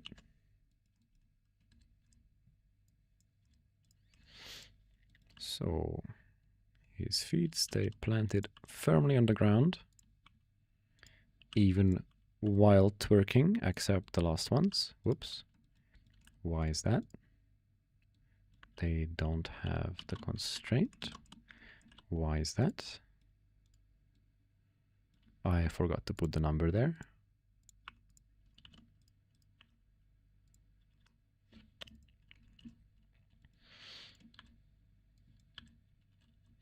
There we go. And if you don't want that behavior, because for example it's floating in space, not standing on something, then you turn this off. And then you get this, which is questionable, but a future problem. He's a horse. He's a great big horse. Whoops. What? Why is symmetry not working? Oh, because that keybind is also lost. No. I don't know why.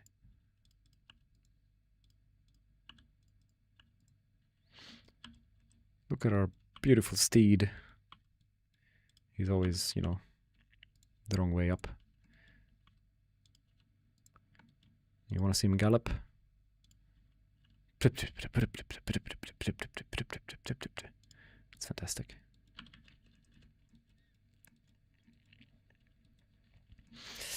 Okay, so some of these bones will need to get organized because we've gotten a bit messy here. What's the time? It is 6, so I kind of want to wrap this up. I think I will rig the tongue. That's only going to take a few seconds because I'm not doing anything interesting with it. It's just going to be a bone. Well, it's going to be a stretchy bone, I guess. But still not that interesting. But for the sake of quote-unquote completeness,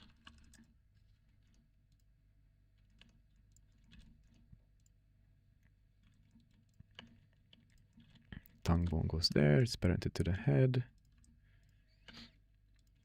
There's the tip of the tongue, snap that there, recalculate the normals, give it the FK component. This does not need a root bone or a hinge. Yeah, or any of that stuff.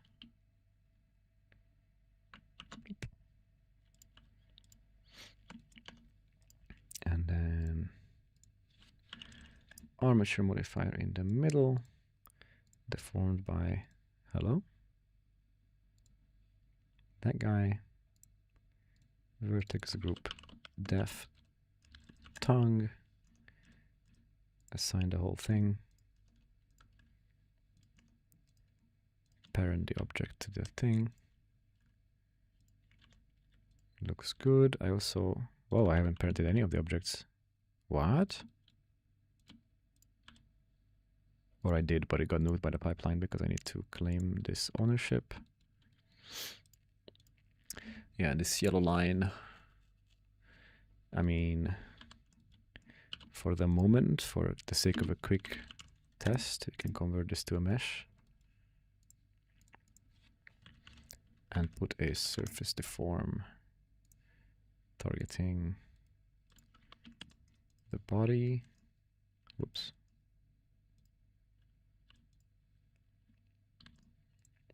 Bind it. It cannot bind it.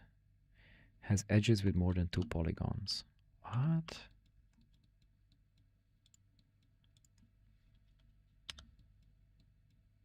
These guys? No, not these guys. Edges with more than 2 polygons? No freaking way is that true. You're lying to me, surface deform modifier. Amount of faces around an edge.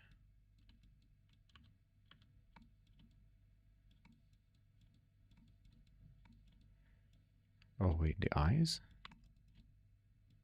Huh? Oh! No. What? What is going on here? Oh yeah, they have 0. I mean, they have 1 face. All of these edges have 1 face, and all the other edges have 2 faces. None of them have more than 2. This error message is absolutely lying. Unless this object is what is talking. What? I did nothing, and now it binds fine. Heh? Oh wait, because of the mirror modifier. Oh. Oh. The mirror modifier is doing something illegal.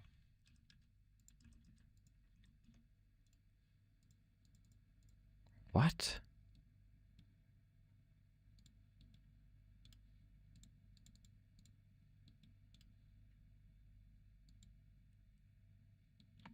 Okay.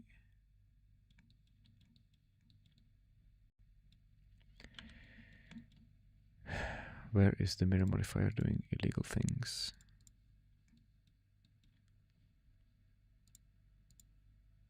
I'm not seeing it.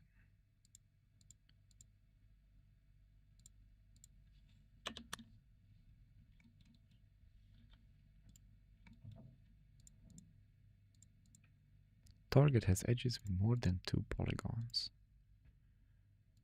And if I disable merge, then it doesn't have that issue anymore.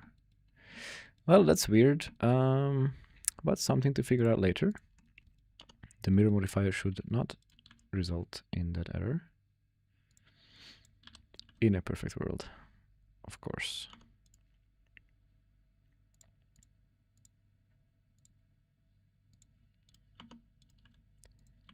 So there's our yellow lines.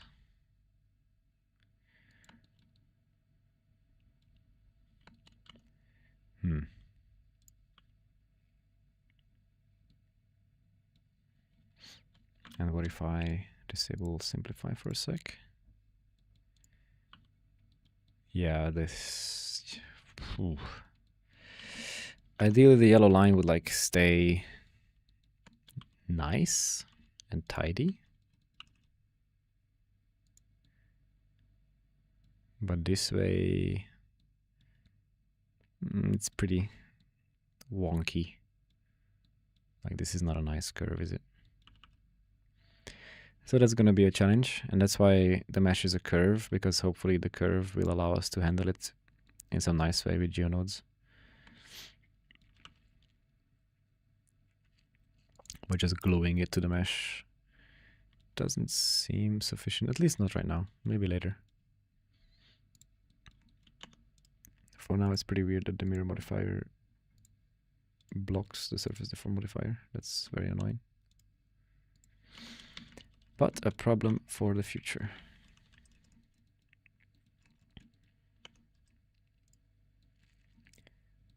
I wanted to make sure these eyes are also parented to the rig.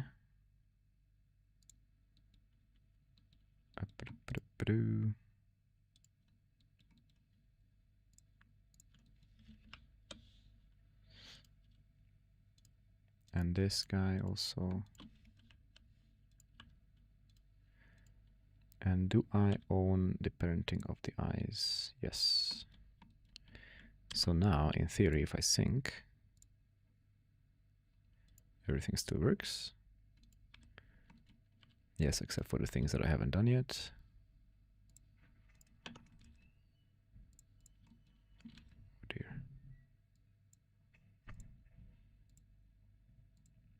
So many bones.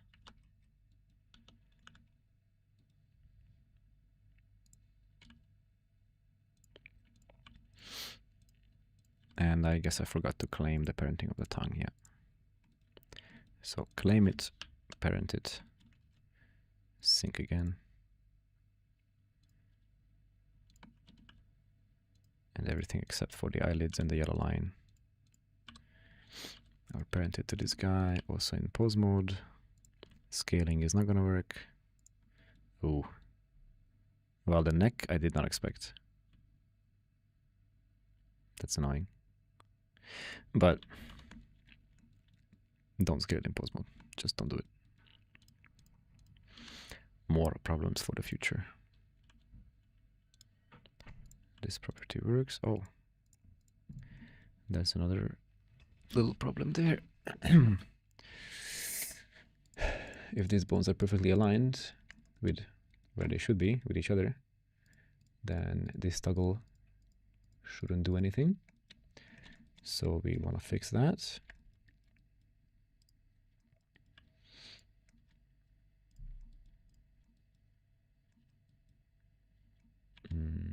How to fix that?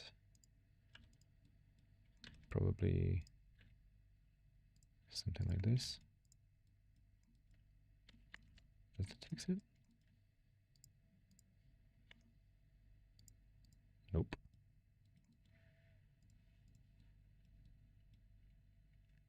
What even is going on here? Oh no, it's a twist now. So this has a roll of minus 145. So this should have a roll of minus 145. Is that one of these numbers? No. Oh well.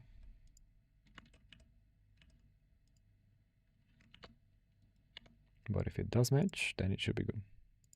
Yes. Cool. Same thing here. Snap cursor to that guy. Snap this to the cursor. Scale it down. Copy the roll so that this bone aligns perfectly with the green bone. And then the top is also slightly imperfect. Let's fix it. 8 meters. Why can't I snap the cursor? Oh, because I'm too far at the edge of the screen.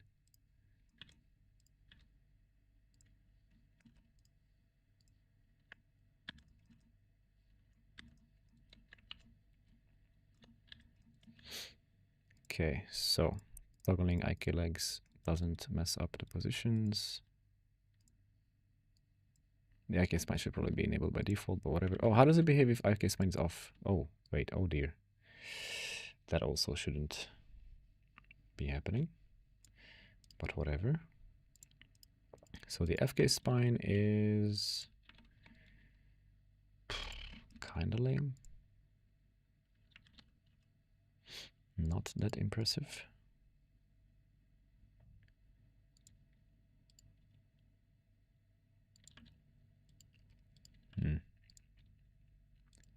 But not an absolute nightmare, I guess.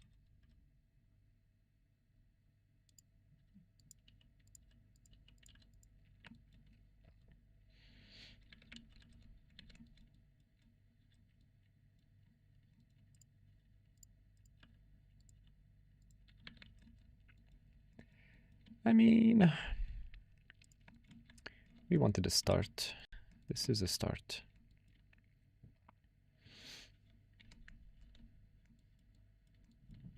"18 warnings." Let's check out the 18 warnings. Ah, lots of quaternions. Yes, good point. Good point. Make it all XYZ. Bloop. Some unused widgets.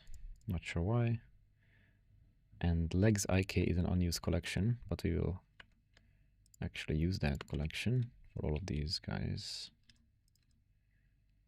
Legs IK. And then let's see.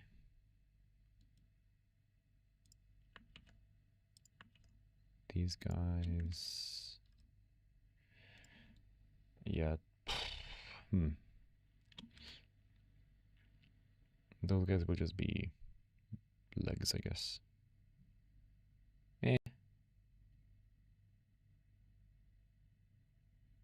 Legs FK.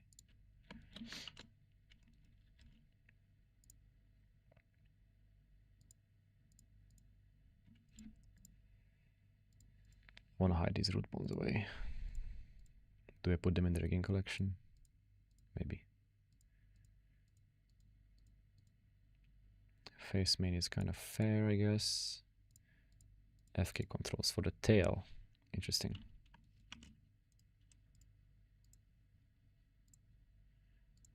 So I'm just tidying up the organization of things. Tail FK, tail stretch.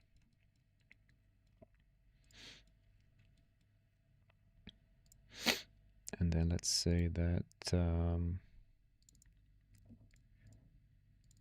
face main becomes just face. No, let's leave it as face main because there's going to be more stuff. And then FK secondary can become FK roots. If I rename that, does that fix it here? Yes, it does. Cool.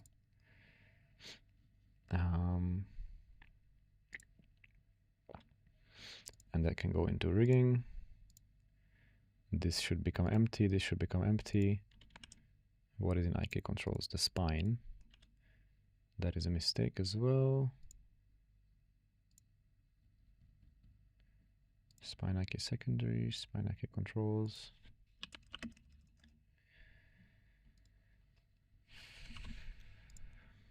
IK secondary can also go into rigging. Generate 3 empty collections, I think. Boop, bloop, bloop. Regenerate, no warnings. Oh, come on. How are you not in the rigging collection?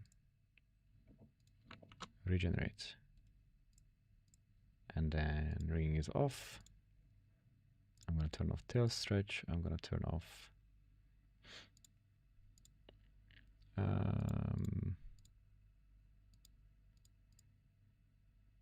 I'll leave the leg bones, I guess. The leg stretch bones visible.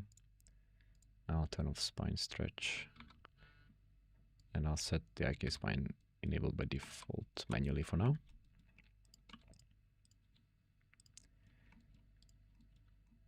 And I'll call it a day around here.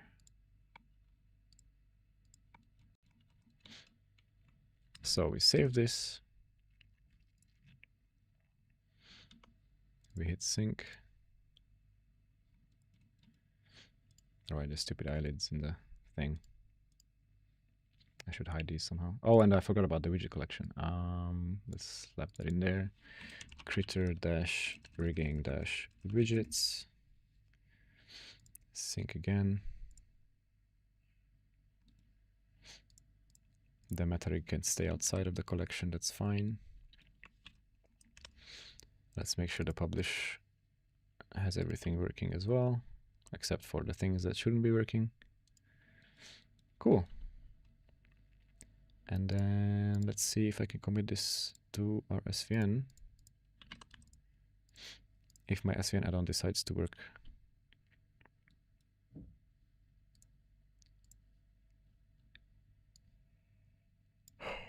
Yeah, it looks pretty good.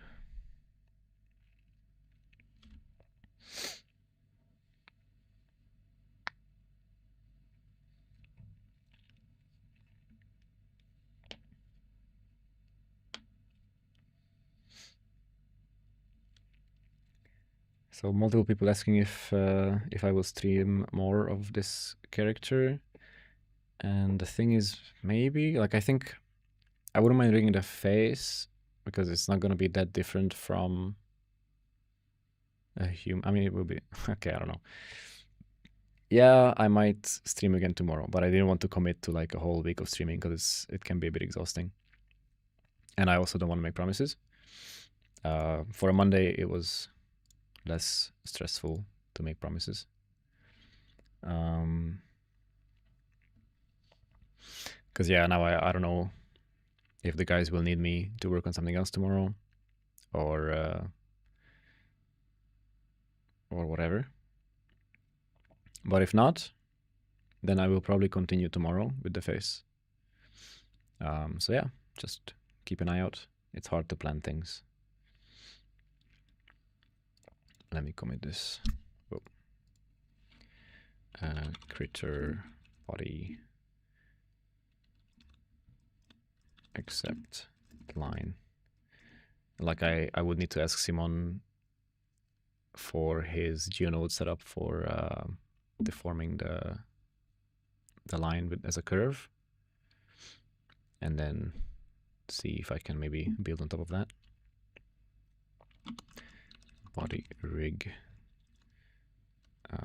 pipeline setup and initial body rig accept line. That sounds about right.